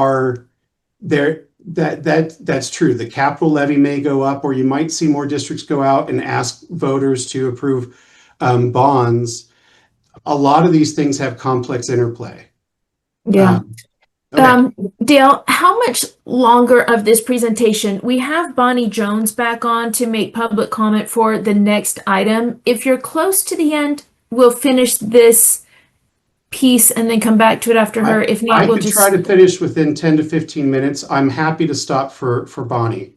Let's stop for Bonnie. Let's stop for Bonnie so she doesn't have to stay online and hear what she has to say about our next item and then come back. Is that all right? Absolutely. Bonnie, welcome. Thank you. And thank you, Dale, for adjusting. I appreciate that. So, hello, my name is Bonnie Jones, and soon to be Dr. Bonnie Jones. I submitted the proposal for the after-school math workshop and research project. I have taught junior high and high school math for over 12 years, and I've also taught teachers and pre-service teachers at universities, at the university, at conferences, and in professional development. A central focus of my research is understanding the math challenges, especially math anxiety, and sharing the stories through a credible evidence-based lens. This summer, I piloted these workshops with parents, children, and teachers. Adults shared stories of math anxiety, many still feeling anxiety and experiencing limited effects decades later. By combining what we know from the science of learned helplessness and cognitive load with hands-on modeling and play, participants were able to reframe their past experiences and gain new confidence in making sense of math and using it creatively. The workshops directly benefited students. Children who once saw math as intimidating began to see it as something they can do and even enjoy. They also experienced success through modeling and play, building the conceptual understanding and fluency that helped them feel confident and experience success in the classroom. These workshops strengthen families. Parents who once memorized algorithms without conceptual understanding and struggling when schools were now giving their child a different kind of algorithm were able to learn alongside their children and gain more conceptual understanding and positive identities as math learners, which affects the whole family. Many teachers teachers, or many of the teachers, carry their own math anxiety, and they were able to gain new tools to help students struggle beyond memorization. Both groups left with greater confidence and more positive relationships with math. In terms of broad impact, the project will not only serve local families, but will provide some lessons on the Utah Education Network, and the research outcomes can help guide educators and administrators in replicating these workshops in professional development and integrating math modeling and play into classrooms across Utah. Thank you. Wow, I can tell that you are a researcher because you hit exactly 2 minutes. Thank you. We appreciate you coming. I'm going to break a cardinal rule. We're not technically supposed to ask questions of our folks in public input, but can I just ask you, did you talk with Ogden School District about this? And why aren't they funding it if this is going to happen in Ogden School District? Because what we do is kind of more of a statewide lens. Could you help us understand that a little bit? I've reached out in different methods at a district level with principals, and have just gotten silence. Mm-hmm. So they haven't responded in any opportunity to have a discussion and just say, hey, this is what it is. How could this work? What could this do? I haven't been given that opportunity. And do you have research where this has been done in other places, or is this being done for research? It would be the latter, being done for research. For research, okay. As far as I know, I'm the first one to put together, to pull out this new understanding about learned helplessness with cognitive load and play, and combine those together uniquely. Yeah, I've got a couple of hands up, but I will say I love the concept. I actually, for years, I did a little pilot on my own out of my district with these very types of things. But it's a little bit tricky with Ogden specific, and is Ogden on board and things like that. Vice Chair Kelly, did you have a question for Bonnie Jones? Is it Dr. Jones? Yeah. Not yet. Close. Almost Dr. Jones. Yeah, ahead, Mike, is this the proposal that's being made by Jenny Earl? Yes. I just wanted to double check that. Any other questions for Dr. Jones, since we took that liberty there and I opened that door? I don't see any other hands. Thank you so much for coming. We really appreciate you for coming and sharing your insights with us. Thank you. Yeah, thanks for considering the proposal. All right. Thank you. Bye. Okay, Dale. Okay. About property taxes. Yes, that's a lot more fun. And but let's go back to property taxes. Sorry for that for everybody listening. Okay, so very briefly here, I'm going to try to go. So, when I say policy levers, I'm operating under the assumption of not looking at a fundamentally different formula. So really, the two policy levers at the state are to add or subtract funding, and then that funding would be used to either increase or decrease the guarantee rate and or change the number of increments guaranteed from 20 to 1 to 45. You might ask, why is 45 the cap? And that's because in statute, the voted can go up to 20 increments with voter approval, and the board rate can go up to 25. So 20 plus 25 is 45.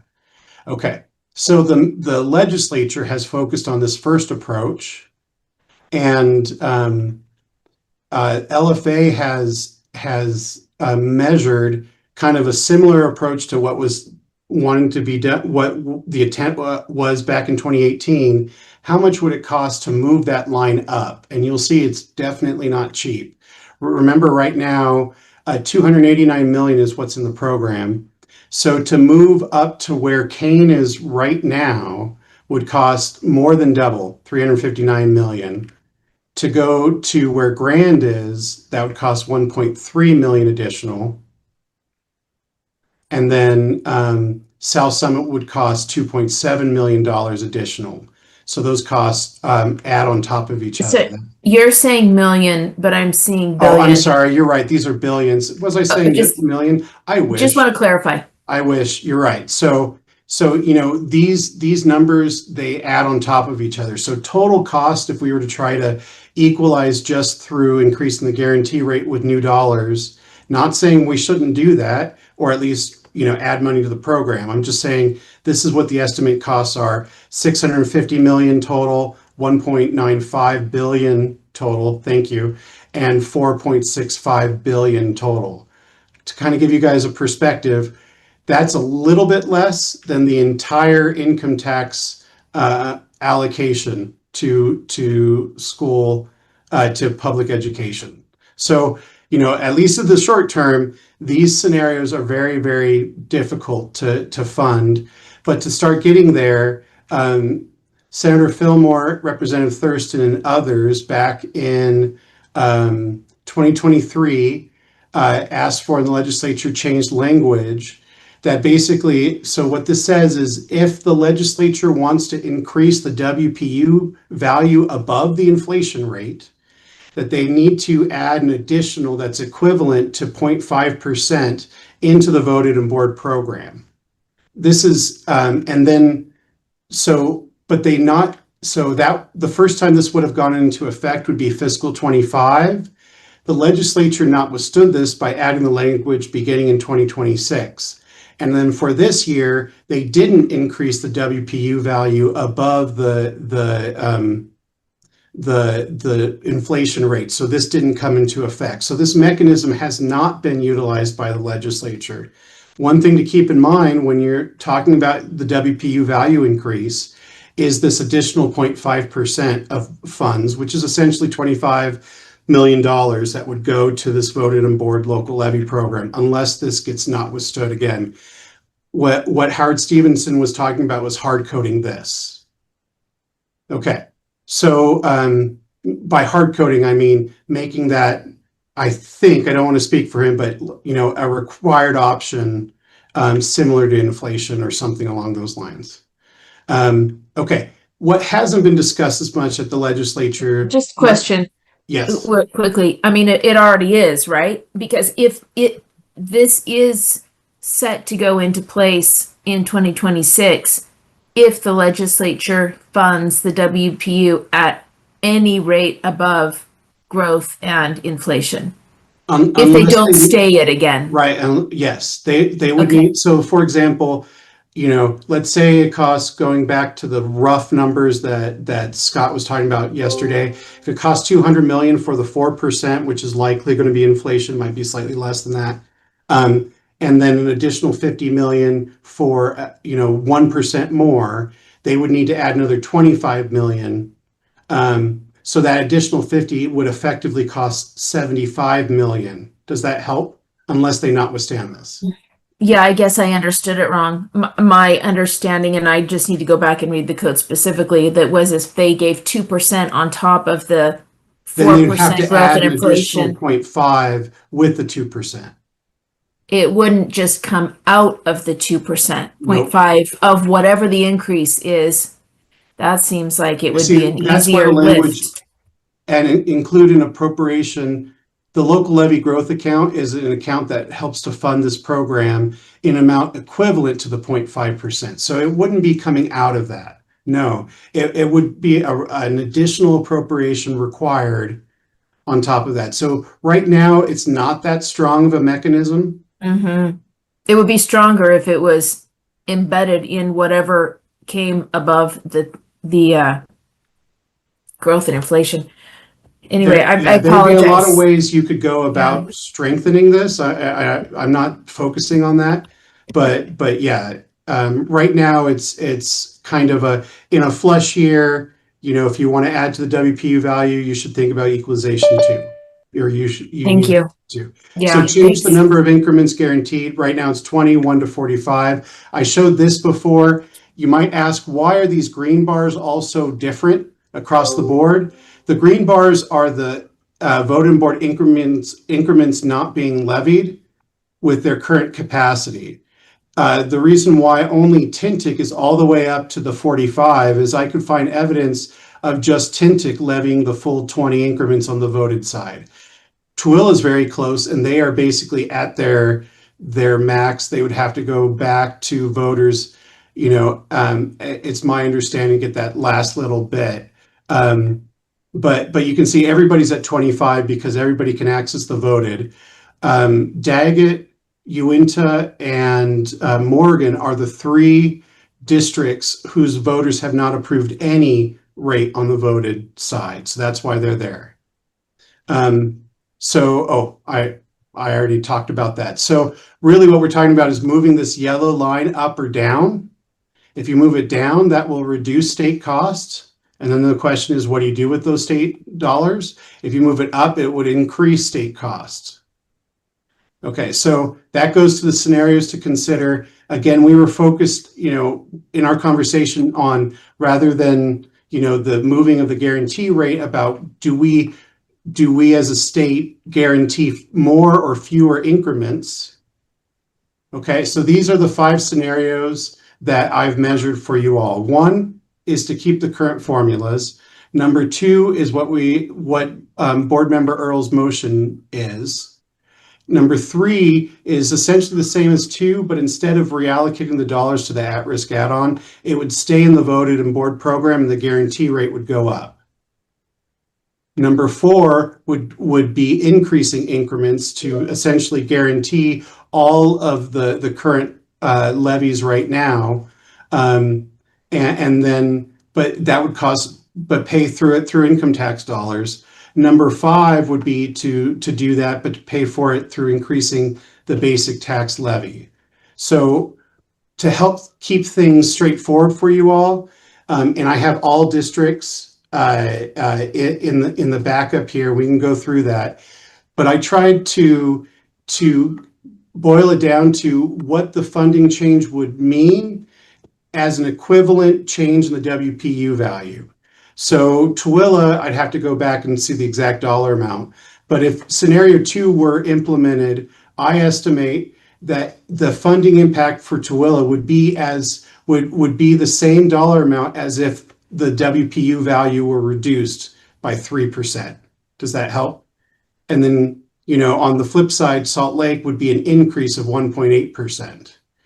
And you can kind of see Tooele gets a lot from this program. There's less money in that. Salt Lake has relatively high number of students who qualify for the at-risk add-on. That's why they're higher there.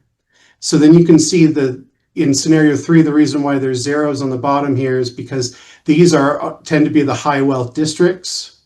I will also point out that something like $4 million of money that's already in the voted and board program would go to charters under scenario 2. You might ask, well, charters, why can't they be part of this program? That goes back to the Charter School Local Levy program, which is meant to provide an average of these types of revenues. And so they do receive that districts don't receive, but they would receive an increase on the at-risk side.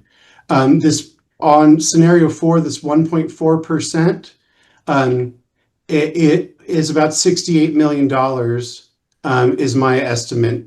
And you can see, though, that it's not, if it were a WPU value increase, all of the LEAs would be at 1.4%. And you can see that it's heavily favoring those districts that, are those lower property tax value districts. And then scenario 5 costs slightly, or, benefits them slightly less because their basic levy goes up. But then, let's take Park City, for example. Why is it such a large negative impact on Park City? It's because their recapture, which is part of their basic levy, would go up by about $4 million, and that would be taken from their voted and board local levy amounts right now. And so it would be a net change of $4 million. And that would equate to essentially a 16% drop in the WPU value, if that helps to kind of orient people. So if they're not listed in this list, it wouldn't hurt or help. None of these scenarios would hurt or help. This is just a sample. Yeah, so I was just kind of showing you. So this is the picture of all the districts. organized by LEAID. And I was just trying to show you the top gainers and the top losers according to scenario 5. That's kind of how I organized it. But yeah, so yeah, I would go back to, if you want to look at specifics, I would go to these spreadsheets, and this has all districts. Okay, so let me just, I wasn't trying to bring up calculator. Okay, so on the results for this, keeping the same formula has zero impact because it's based on the same formula.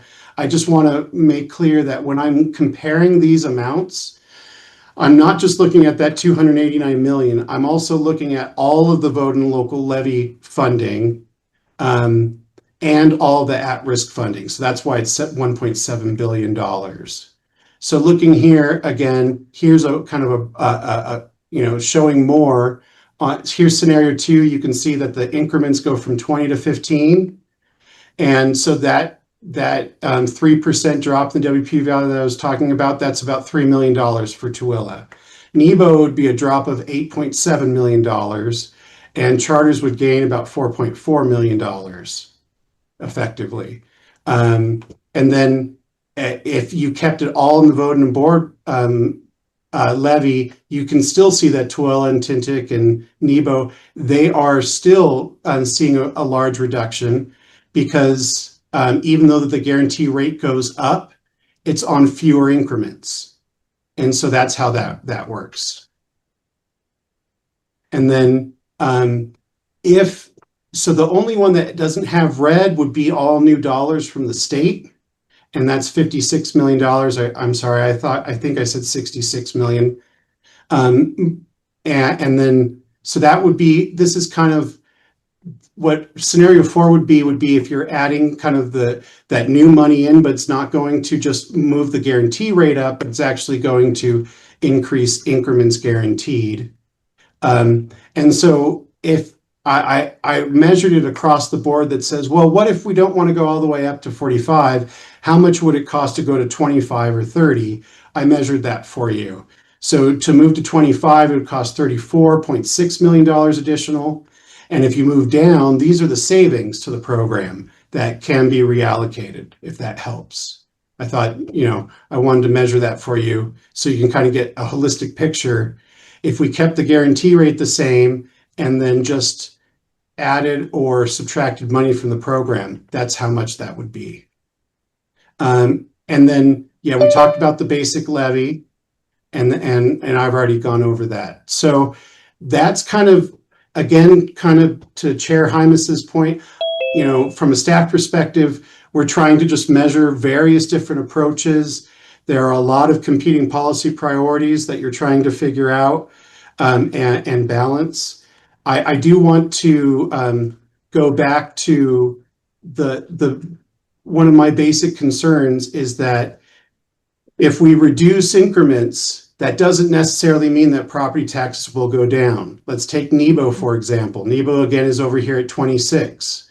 If they lose $8 million, I could see very likely they'll go and say, hey, under the new formula that the legislature passed, we're going to lose $8 million. So we need to go from here to and move it up. Yeah. Yeah, it's complicated. But then, cash, I don't know what their rate is this year, but they might say, hey, we don't need to increase it.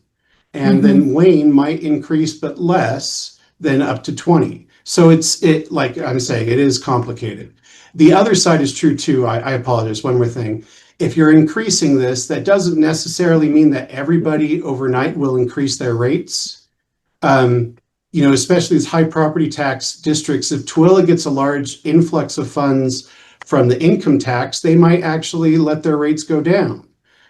You would hope, but the challenge is, again, it's local control. We can't control that. They would be, up to, they would look and see what they want to do given the new fiscal scenario, whatever it turns out to be. So I'm not saying it won't happen, that If you raise that yellow line, that rates won't go up. They probably will in certain circumstances, but it won't be an easy one for one. And if you raise it down, it won't be an easy one for one that property taxes go down, especially in the short term. So what do you want to do, Finance Committee? What would you like to recommend, if anything, to the board? I have a motion if I don't see any hands, but I certainly would defer to members if other members have. I'm not seeing any. Motion, Cindy. All right, well, I'll throw it out and then we can discuss it. And I haven't even written it down, but before I make the motion, let me just preface. We're not a taxing entity. And so I can hear Chair Hymas's words echoing in my brain, and I tend to agree. At the same time, we're getting frustrations expressed to us by a variety of stakeholders. The thing we do have is the ability to help with a statewide lens, or even have staff. I mean, Dale knows so much about this. I don't know that we need to go so big as to do a task force that's organized by Chair Hymas and all the pieces are, voted on and all that. But I do think we could help organize a working group. So, which staff puts together with a variety of stakeholders. So my motion is that we direct staff to form a working group to discuss voted in board and the guarantee and truth in taxation and transparency, and that stakeholders invited represent at least business administrators from local LEAs, local board members, legislators, USBE, Utah Taxpayers Association, and also the State Tax Commission, and someone from the county level.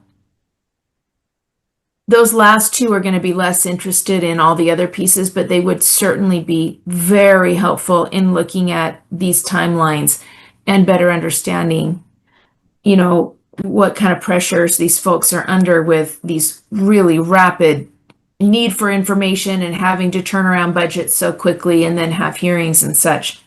And also, I think the definition of the hearing needs to be better fleshed out. Is it a hearing to make changes based on taxpayer input, or is it a hearing to notice changes that are coming? In the voted, board members, the public gets to say they're going to vote it up and they're going to vote it down. In the bonds, voters get to say they're going to vote it up and vote it down. In truth and taxation, is it to gather input to decide, or is it to say this is coming? I think that needs to be better fleshed out. But that is what I'm throwing out. So members, what are your thoughts and questions and concerns?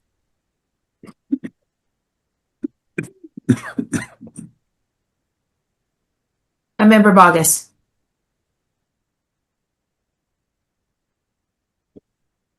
Thank you, Member Davis. So I'm wondering, this committee can't form a work group. Is this a motion for the board, or to help me understand that better? We can motion to the board that we direct staff to form a work group. And the work group really would just determine if they recommend to the board to make a recommendation to the legislature or not. But there is a lot involved and a lot of people involved in this issue. Yeah, I appreciate that clarification. Thank you.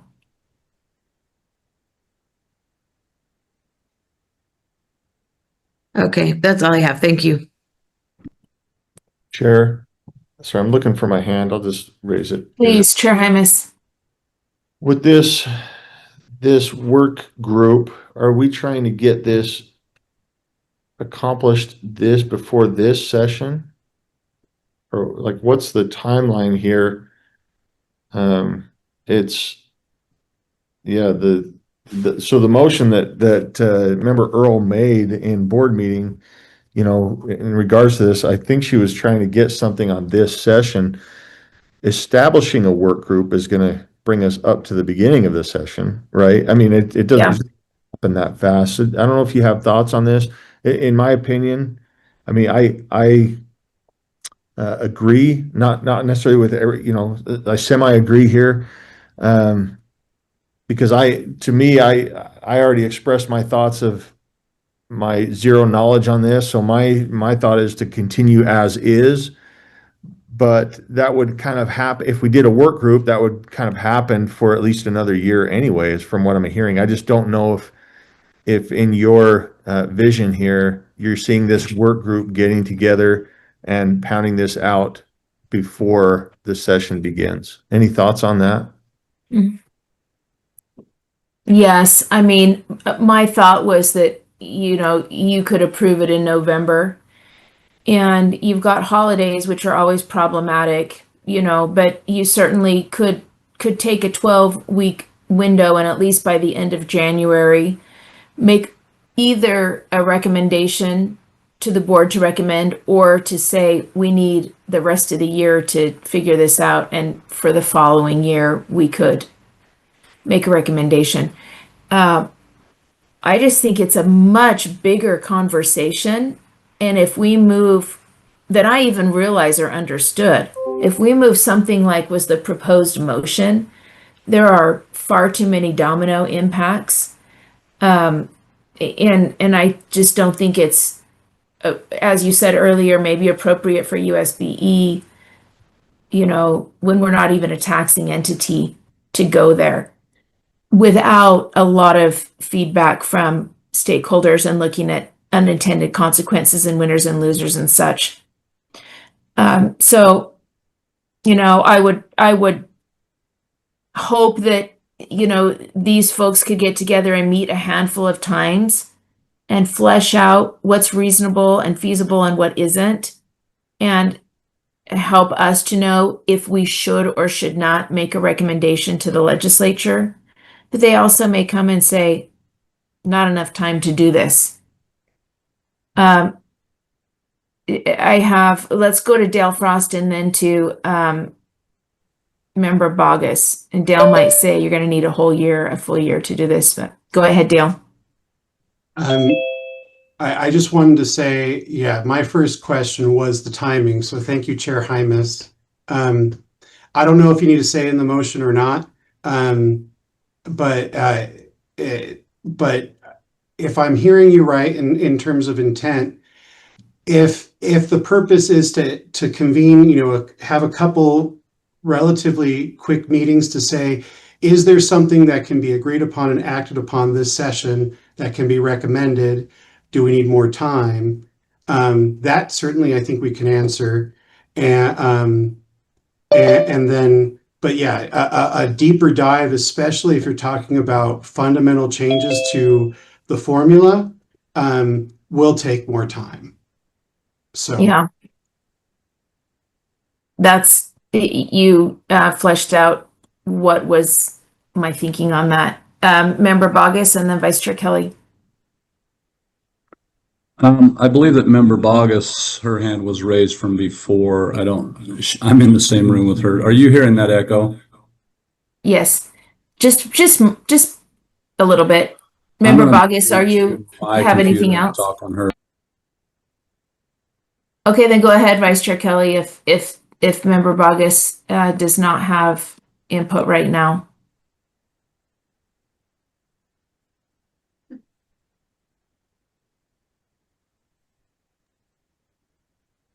I still see your hand up, Member Bogus. Am I?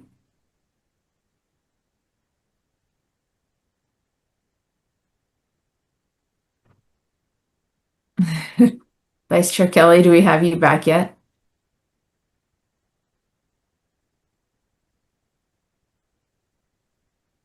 There he is. I'm trying to bounce between, I'm in the same room as Board Member Bogus, but she's left, and Oh, I I'm see. getting echo on her computer, and I tried to go over and see. mute hers, but Oh, thank you for your help. sorry. I'm gonna ask the question of Dell, and forgive me for not knowing your title exactly, Dell. I apologize for that. One of the things that I often hear is we've obviously looked at the 43rd and the 46th and argued about, where we sit in terms of funding, per pupil funding. But overall, as a state, I think we have issues of higher kids per household and other factors like that. What are we spending as a percentage of the state budget? How do we compare to other states? Chair, can I answer that question? Yes, please. So Chair Kelly, you are correct that, especially when you're looking at the number of students, number of kids per household, number of students for the tax base.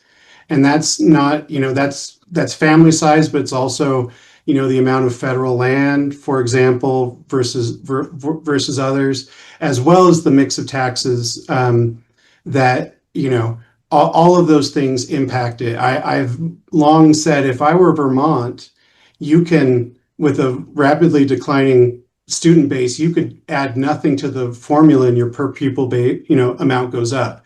We're in a unique place that we haven't been as a state very much at all, with declining enrollments, which, has pros and cons for sure. And so, but you are correct that I'll have to go back and look, and I don't know our ranking, but Utah is a fairly high percentage of the state budget going to education state. Does that help to answer the question? Yeah, that helps. I sometimes feel like there's an attack on our legislature that is looking at and making education a priority, but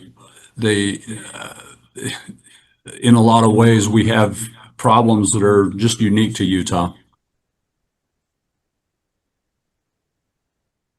Yeah, I would add, Vice Chair Kelly, that,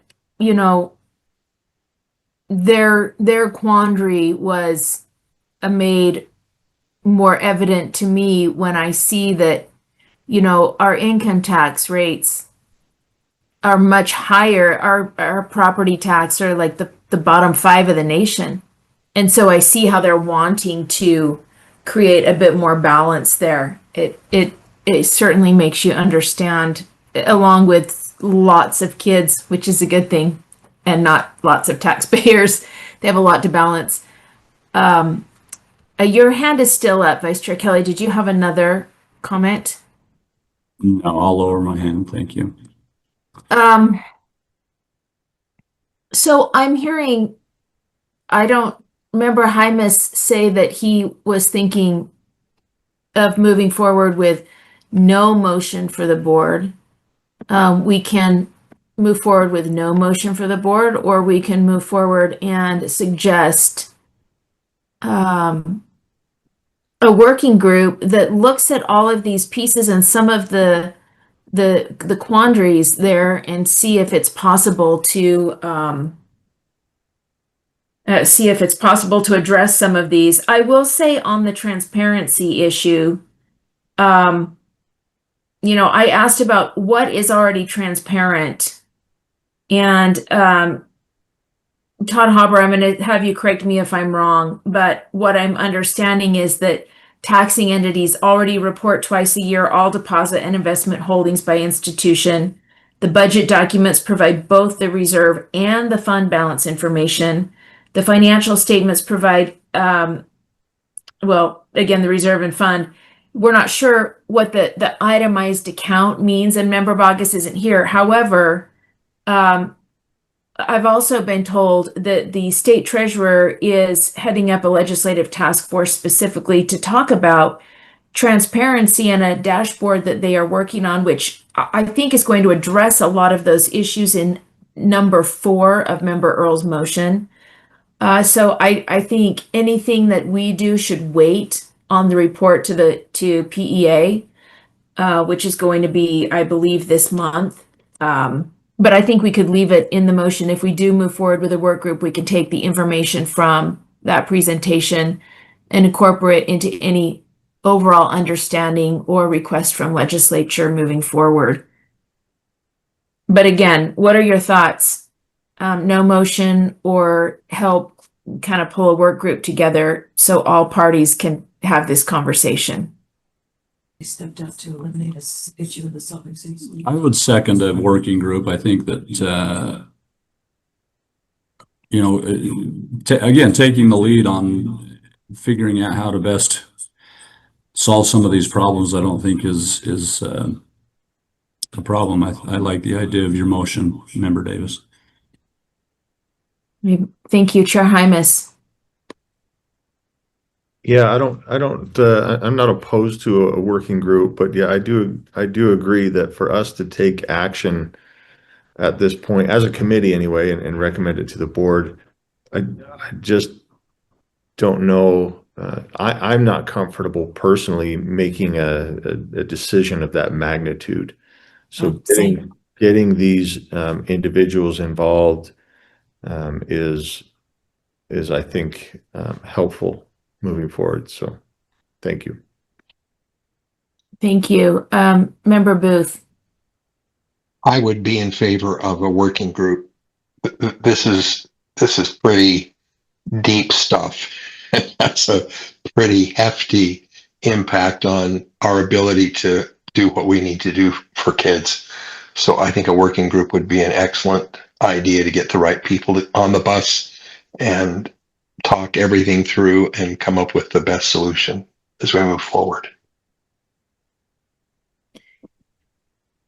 Thank you. I appreciate that. And seeing no other hands, we have a motion on the table that the committee recommends that the board directs staff to convene a working group to address the topics of voted and board leeway, the guarantee, truth in taxation, and transparency. The working group should include invited stakeholders representing business administrators from local LEAs, local board members, legislators, representatives from USBE, the Utah Taxpayers Association, the State Tax Commission, and a representative from the county level. Members, please vote.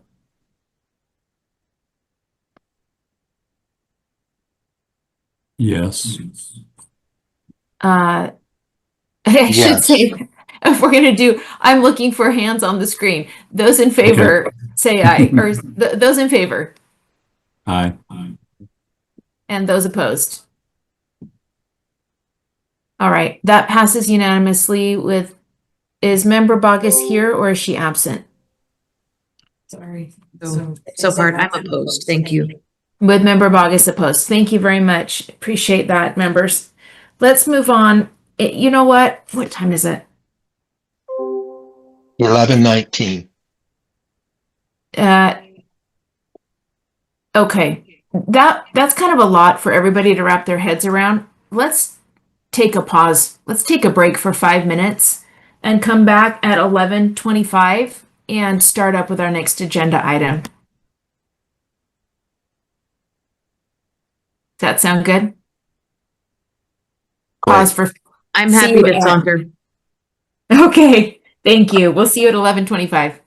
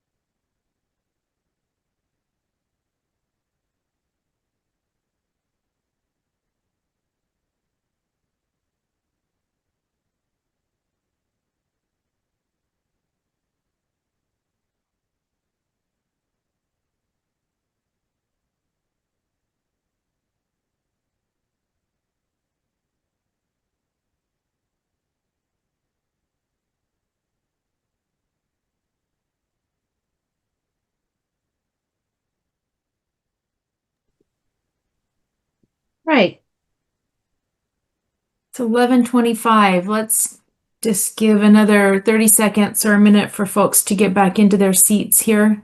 Member Kelly is not quite back in the room yet. All right. We'll just wait for a minute.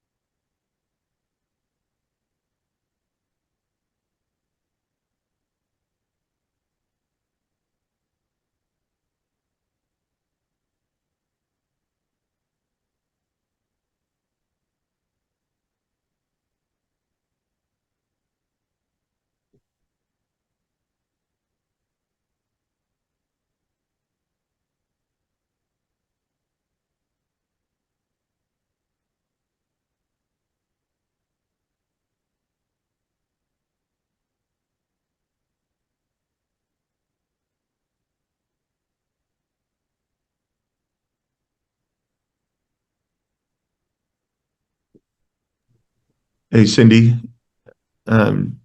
just as we get ready for this next action item here, just wanted to just double check to make sure I understood. We are not rushing for this session, right? If we're going to get this working group, we're taking the time and getting our stuff together. Is that your understanding? Nadia.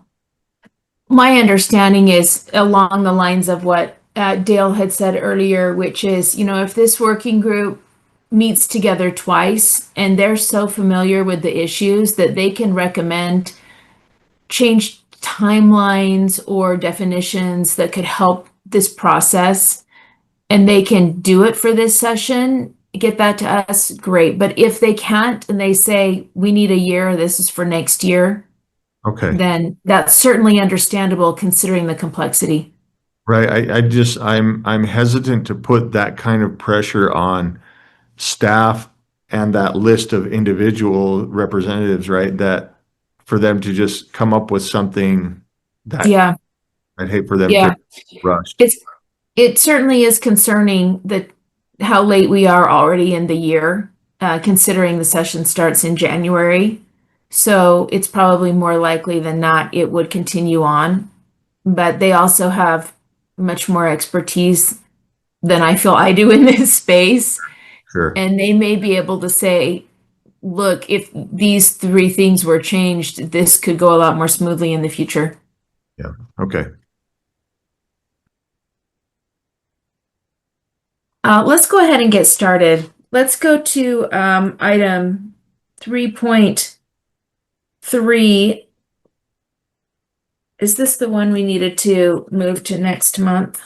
Trying to remember. No, ma'am. That's 3.5. Sorry. Thank you. Yeah. Yes, All right. ma'am. Let's move on to 3.3 and let's have minimum school program administrator Dale Frost and school finance director Sam Uri look like the leads on this. I'm not sure, Deputy Jones, which one was going to head out.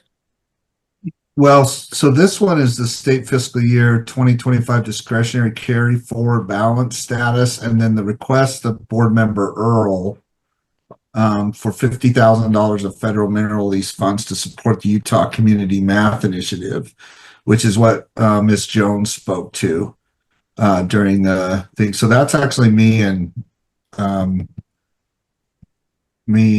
Deborah and I can take it, but that's what. So I'm tracking maybe a different agenda item than you are.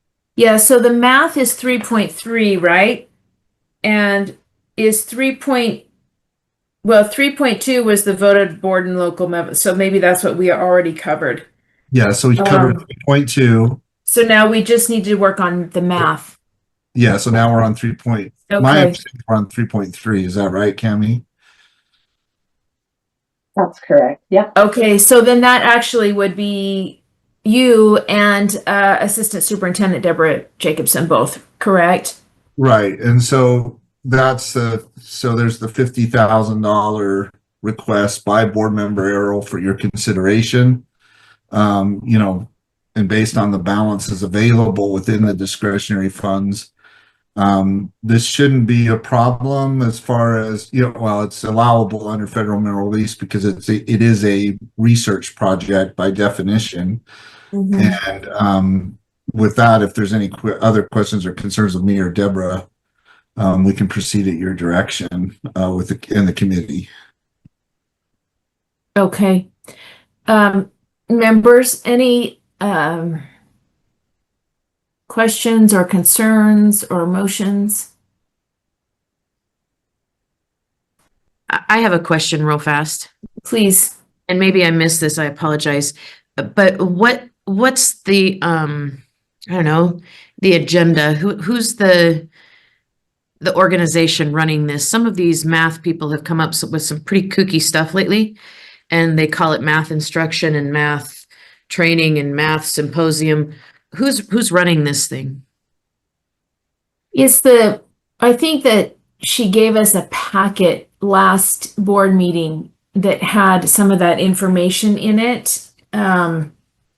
It was a hard copy packet. I'm trying to see. And that may be in backup. Oh, it is in backup also. Right. Okay, Yeah, that's all I needed to see. Thank you. Right, Cami pulled it up. Yeah. Yeah. Yeah. Chair Hymas, did you have your hand up? I did. I'm happy to make the motion. Okay. So I move that the committee recommends that the board approves using $50,000 of federal mineral lease funds to support the Utah Community Math Initiative, math workshop and research proposal.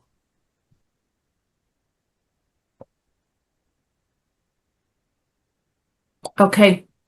There's a motion on the floor that the committee recommends that the board approves using $50,000 of federal mineral lease funds to support the Utah Community Math Initiative, math workshop, and research proposal.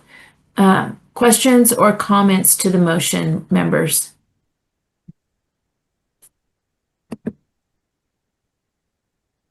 Just a question for voting, Cindy, or Chair. Yes. Do you want us to use a verbal or use our reactions? We'll just do a verbal. It'll go faster. I apologize. I was looking for reactions last time.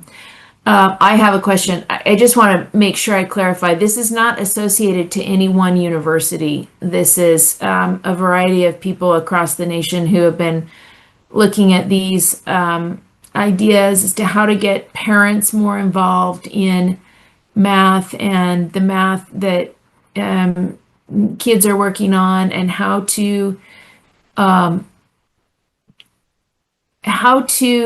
help kids to see that they can be good at math. Every time I go in and help my kids' classrooms, even the kids who are the top performers, if they miss one or two, they say, "Oh, I'm not good at math." And it just blows my mind. So if I'm understanding this correctly, this is really trying to help children see, yes, I can do math, and it's meant to be a challenge, but a challenge can be like a fun, you think of it as a brain teaser rather than as a drudgery. It's a quick summary of all that stuff that I read. I hope I'm getting that right, but so I would support this. My only wonder is if in the meantime, before this goes to the full board, someone needs to talk with someone from Ogden School District and see how they feel about this, in their district, and will they help advertise to the kids and such, because I think that's how you would have access to even make this happen. But I don't see any other hands, so I may amend this motion that there's a direction to contact somebody from the math department in Ogden School District to get some feedback on this before full board meeting. In fact, I will make that motion or amendment. So if someone can add an amendment there that the committee directs staff to contact Ogden School District to get some feedback prior to full board.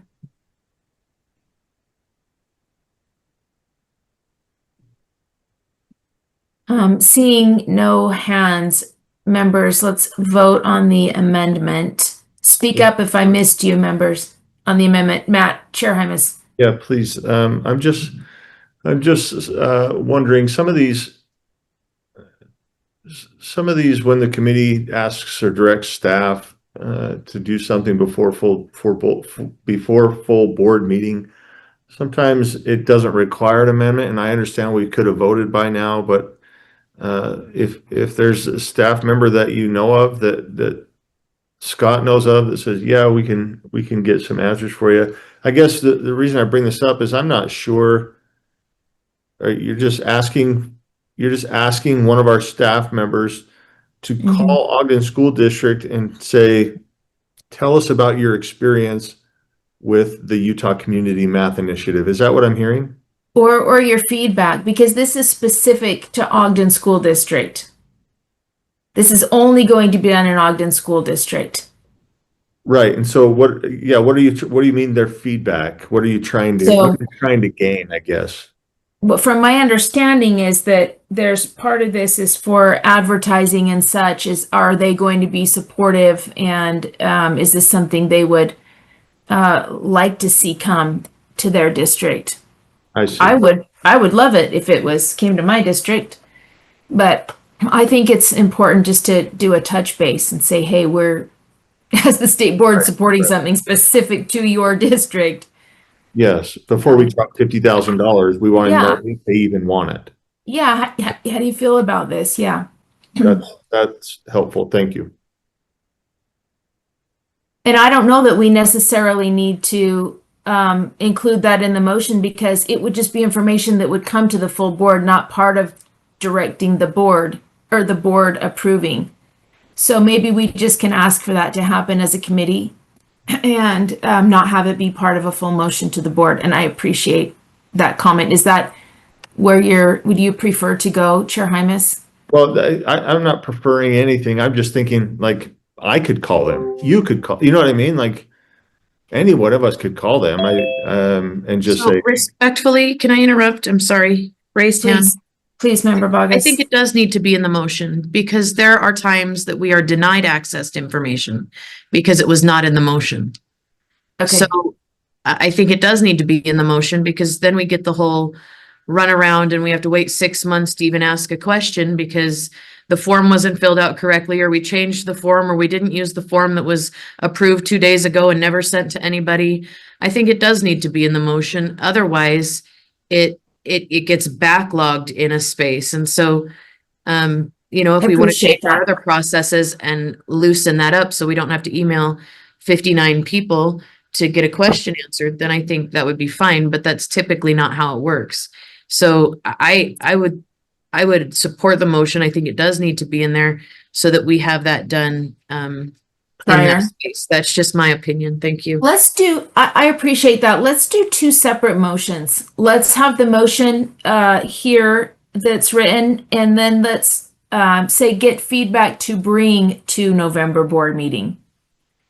So in that motion at the bottom, that the committee directs staff to contact Ogden School District to get feedback to bring to the November board meeting. Since this is coming from board member Earl, and she already has, the whole idea has kind of been her brainchild. It isn't actually, she said. It's not? No, it's a constituent brought it to her, and she said that she would put it through the process. It's not her necessarily baby. Okay, well. But while you were speaking, it made me think of something else. We probably need to do Member Hymas's motion first, because if the committee doesn't want to move this, then we won't need this second motion. Right. That's good. So Let's do it. let's do that first. There's a motion on the floor that the committee recommends that the board approves using $50,000 of federal mineral lease funds to support the Utah Community Math Initiative, Math Workshop, and Research Proposal. Members, please vote. Aye. Or are those in Aye. favor? Aye. Okay, those opposed? Aye. So that passes with member Bogus opposed. And now let's go to the second motion that the committee directs staff to contact Ogden School District to gather feedback to bring to the November board meeting. Those in favor say aye. Aye. Aye. Those opposed? Aye. Sorry, I was in favor. Thank you. Those opposed? That passes unanimously. Thank you, members.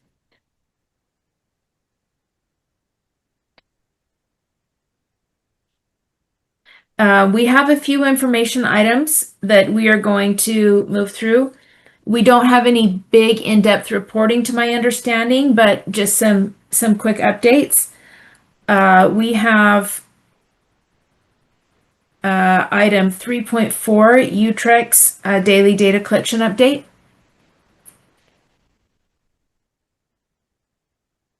That would be Data Governance Specialist Melissa Preziosi or Director of Data and Statistics Aaron Brough.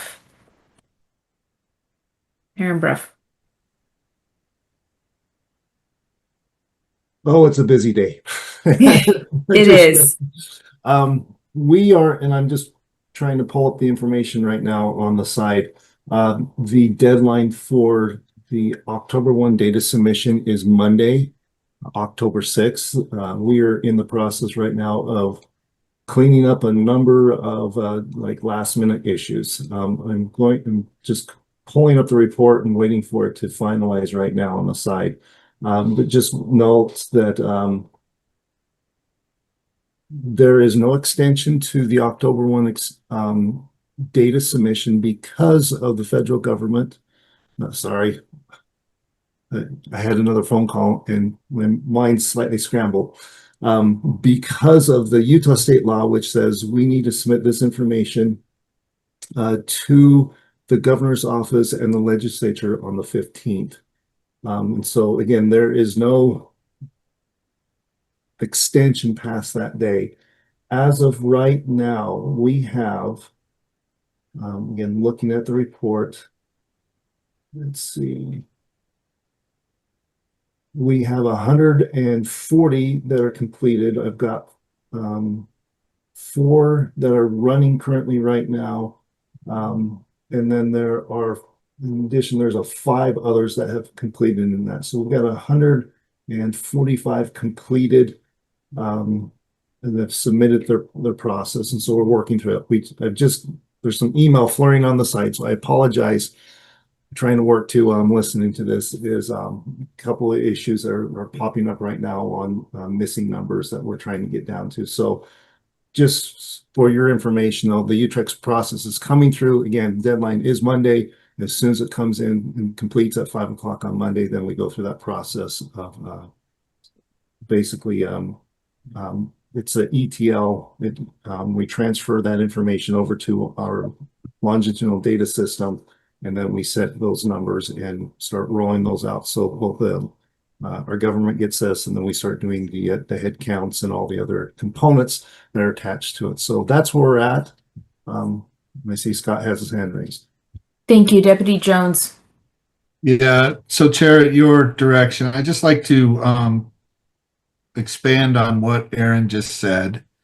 So I think there's been some confusion about dates, right? There's October 1, then there's October 6th, which he just mentioned, then there's October 15th.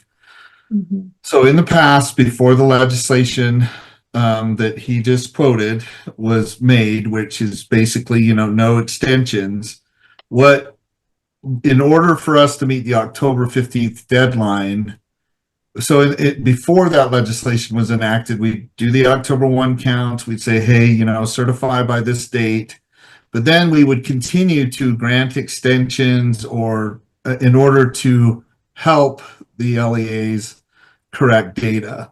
So what Aaron is saying now, that all changed with the legislation in the sense of whatever we have on October 6th, his team now works towards, well, our teams, Jared and IT and Aaron's team work just with what they have. They can't go back and grant an extension or say you can resubmit or do anything like that. So they take that time between October 6th and October 15th just to take what they've been given and move it to the GOP and GOPB and the LFA. He said that, but I just really want to make sure that people are really, understanding that once whatever we have on October 6th is what we go with. We don't make any other corrections or take time like we did in the past. I think it's a very big deal. It's a big change, and our staff, quite frankly, has been scrambling, trying to help LEAs with this new change to say, look, there aren't going to be extensions and helps now. So they've been working really hard to make sure things are ready for this big transfer, and hopefully LEAs will just keep that October 1 in mind, because so much is going on to try to help to make sure this is right. I appreciate both of you for that information. And Chair, Yes. and also Melissa Preziosi does have a presentation. Okay. Thanks for talking over her. Go ahead, Melissa. Thank you. Thank you. Good morning. Thank you, Aaron. And his update was, equally as important. So I'm glad he got to share. So I'm going to share my screen really quick. Hopefully everybody can hear and see that okay in a minute. Okay. All right. So I have about a 15-minute presentation today. So I'm just going to go for it. Good morning, everybody. My name is Melissa Preziosi. I work with the data privacy team here at USBE, and I am the data governance specialist here. So one of my roles here is I help upkeep and update the UTREx specifications, and you'll hear me call that the spec throughout this presentation. So I'm here today to present on the last batch of updates that we did to these specifications, and I'll be talking a little bit about the background of that and what the specifications are as well. So this is my outline for today. Like I mentioned, I'll be just giving some background, then I'll get into the meat of the presentation with the details of the actual changes that were made, and then just a link to the specification doc as itself. So, all right, so some background as to what the UTREx specifications are. So they are just a PDF document, a very long PDF document that basically tells LEAs how to set up their daily data collection that they give to USBE. It goes through every single data field that is required in the collection and gives information about what needs to be there and how it needs to be set up so that collection can successfully happen every day. And we need updates to this quite often, as you can imagine, often because of legislation needs or other needs. So we go through twice a year and make sure that the specification document is updated with that information. So for 2 weeks in July and 2 weeks in December/January, I work with subject matter experts and staff throughout USBE to just kind of collect all the changes and how we want to present that to the LEAs using, clear language and helpful language in the specifications for them. And then once it's updated, it is published to the USBE website publicly for LEAs to reference. And just mentioning that this editing period was specifically quite busy. We had a lot of changes. So I do apologize if it seems like I'm rushing a bit here, but I'm trying to just get through all those today and present them in a way that is helpful to us. So I have a little bit more just background on some terms you'll hear me mention throughout my presentation. So a lot of our updates have to do with our validations, or we often call them errors. So a validation is basically something we use to ensure data quality in the collection. It ensures that, we're only getting the information that we need at a high quality level. So there's two types of validations. There's warnings and there's fatals. So a warning, as the name suggests, is it will just kind of give the LEA a message saying, hey, we're seeing something you submitted doesn't look quite right. It will still come in and the USBE will still accept it essentially, but it will have like a message just saying, hey, could you take a look at this to the LEA? A fatal error will actually block just that one piece of data from coming in. It's not going to block the entire collection, but if there's a fatal error on a specific type of data that's coming in from the collection, it will just block that piece and say, hey, they'll give a message about how to fix it and why it wasn't accepted. So there's some background. If you hear me say the word validation or error, that's what I'm talking about. So just starting out with that background. And now we're getting into the actual changes that were made. So because we had so many changes this past editing period, I've separated them out into big changes, medium changes, and small changes. This designation is just of my own doing for the purposes of this presentation. They're not called this in the specifications. So just for the purpose of this presentation, I've made these designations, and I was making these designations mostly on kind of the impact they'll have on LEAs. So hopefully that kind of makes sense as I go through. So big changes. So one of the biggest it's almost like a set of changes we had was on our incident association record. So we had just a lot of stuff happening there in terms of new stuff. We had new fields, we had new valid values, we had new validations, and just some clarifying language added or changes to the existing language in the specifications. And that was due to legislation or policy in a lot of cases. So I provided links to those policies and legislation that led to these changes. And if you do have questions about what those changes were specifically or how they looked, Willie Chen with our student support services team at USBE is a great resource for that. She worked very closely with me while I was making these edits. And there's more even to come in the next round as my understanding. So that was one of the biggest changes we had. Another big change was the addition of a required grade for our early numeracy and early literacy assessment. So previously, Acadience Reading and Acadience Mathematics, which are those assessments, were only required for grades 1 through 3, and now they're going to be required for grades K through 3. So that was more just going through the specifications and changing everywhere it said 1 through 3 to K through 3. And I think this is my last big change, or maybe it's my second to last, actually.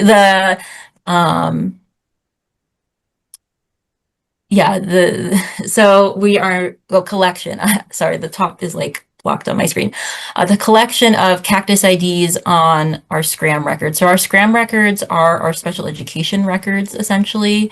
And so this change was made to assist with our alternate assessment rostering, our DLM assessment.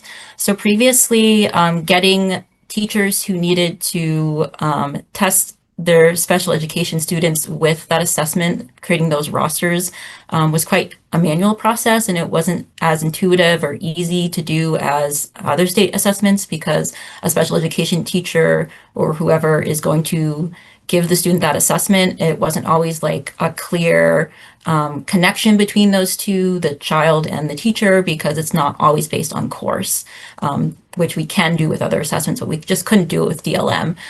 So by adding a spot for the teacher's cactus ID on the SCRAM record, it allows us to much easier make that rostering connection when it's needed. So this is a long time coming. I was previously in the assessment section at USBE. So I'm personally, I'm happy to see that can be a little easier. And then, this is my last big change, the collection of teacher emails. So this is kind of a similar vein. as the last one. So this is for, all state assessment. So we're kind of, out of the world of special education, just in general state assessment. Those assessments use vendor portals. So basically these spaces where teachers can go and see all their rosters for their students that they're going to have in these assessments.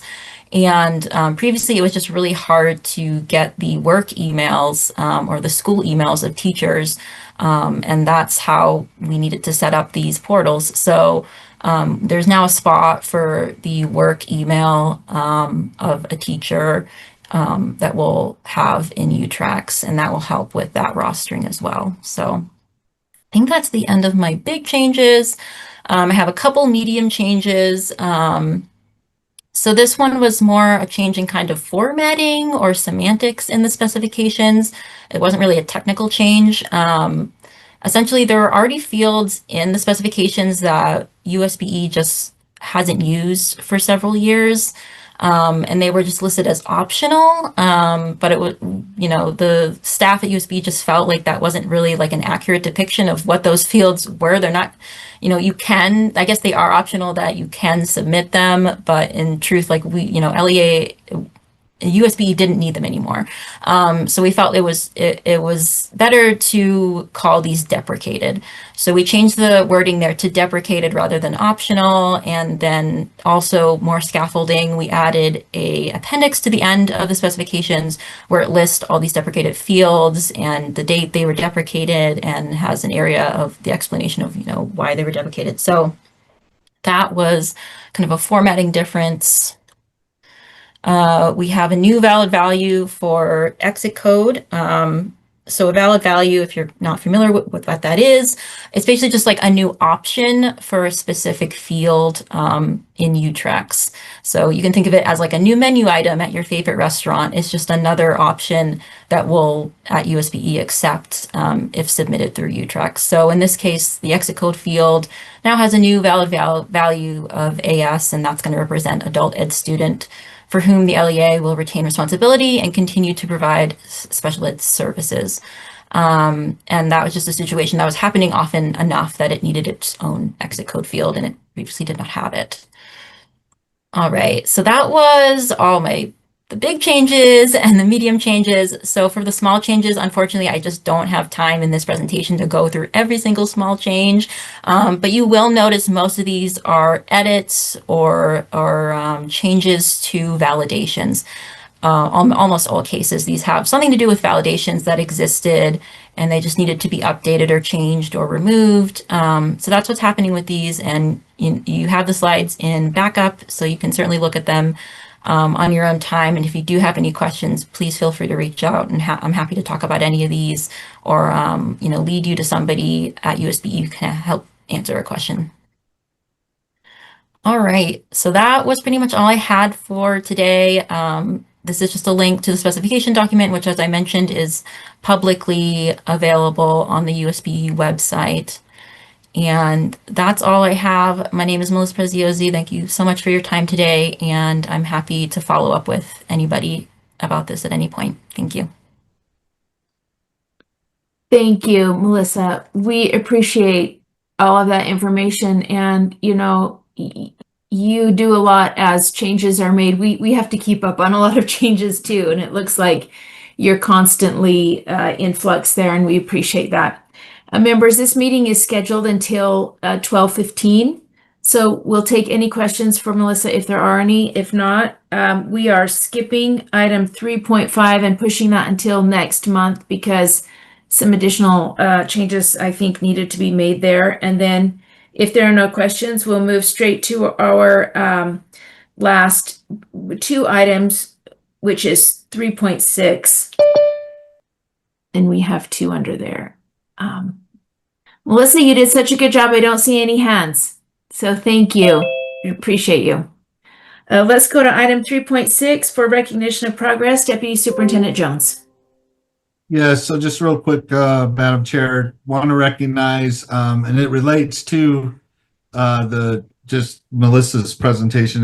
We are currently immersed in the October 1 head counts.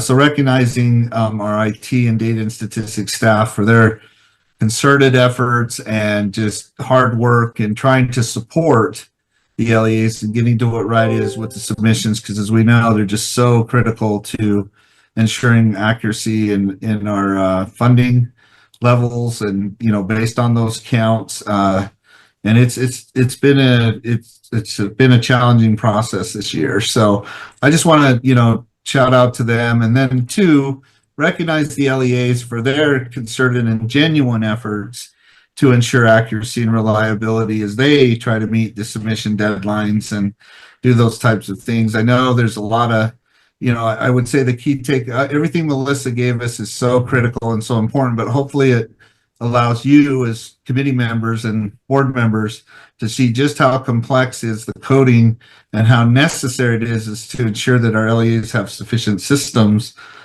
to help them meet the requirements that ultimately translate to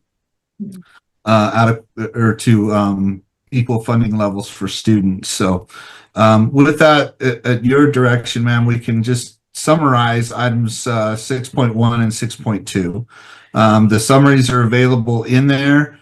In the backups, we just encourage board members or finance committee members and board members to look at those summaries.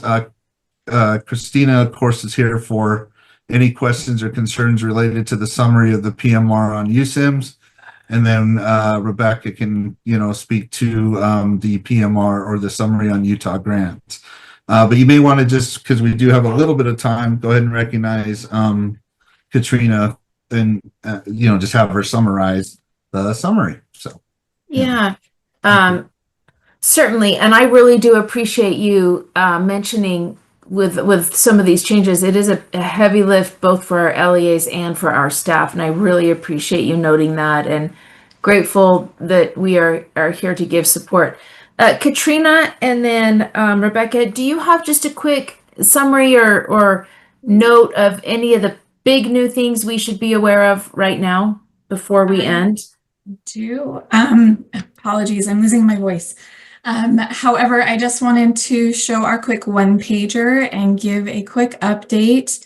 Cami, if you'd like me to present, or if you want to just click on that USIMS update for the 23rd. Thank you, ma'am. Since we last met, our educator domain is coming very, very close to their October 14th deadline, where all of these items you see here listed need to be completed. So they are working hard to finish that. Our educator licensing team will be doing a training on each of these items shortly here soon, if not right after the deadline. To show the LEAs all of the new things that they'll be able to do within USIMS, which includes the assignments, the employment information, educator profile, and all of the reporting that they'll have. And the finance domain is working hard on getting things finished for their July, is the student domain for their July deadlines. Thank you so much. We love one-pagers. It's helpful to get a grasp, an umbrella grasp. Thank you. I don't see any hands of board members, so let's move on to Rebecca then. I'm not sure.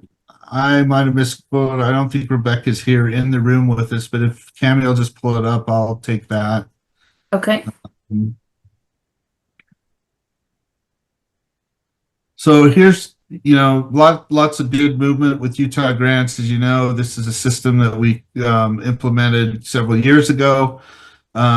We do feel it has made its the benefit of the benefit far exceeds the cost in funds management and control. We do take all of the feedback that we get, like from sources like the reporting. Well, it's now the Reporting and Transparency Committee, ma'am. Is that what? Yeah. So we get that input and then we try to action those. So what you see in front of you here is a summary of the steps or actions that have been taken, led by Rebecca and her great team, to really get the system to support the LEAs, not to, what's the word I'm looking for? It's not a gotcha system or anything like that. It's really intended to provide, the support to them for not only for us to have effective control and management of the funds, but also for them to do so as well. And we have seen quantifiable gains in that. But here's the precise or summarized steps that have been taken since the last report that Rebecca built and provided for this meeting, subject to any questions or concerns. Just, you have taken a lot of the recommendations from that task force that has several stakeholders involved, and that is much appreciated. And if I'm remembering right, we have national recognition for this system. Other states, yes, other states have contact. come, right? They've come and they've even visited us, or collaborated with us, and then taken parts of it, or are in the process of implementing similar capabilities holistically. So appreciate that and appreciate the leadership on that. Thank you for the update. I see no other hands, and so we are going to end 9 minutes early, unless members have any last thing to say. Speak up if you do. I don't see any hands. Do you need a motion to adjourn? Thank you. Love it. Was that it? That was it. It was an implied motion and a question that was redundant. Thanks, Member Bogus. This meeting is adjourned. See you soon.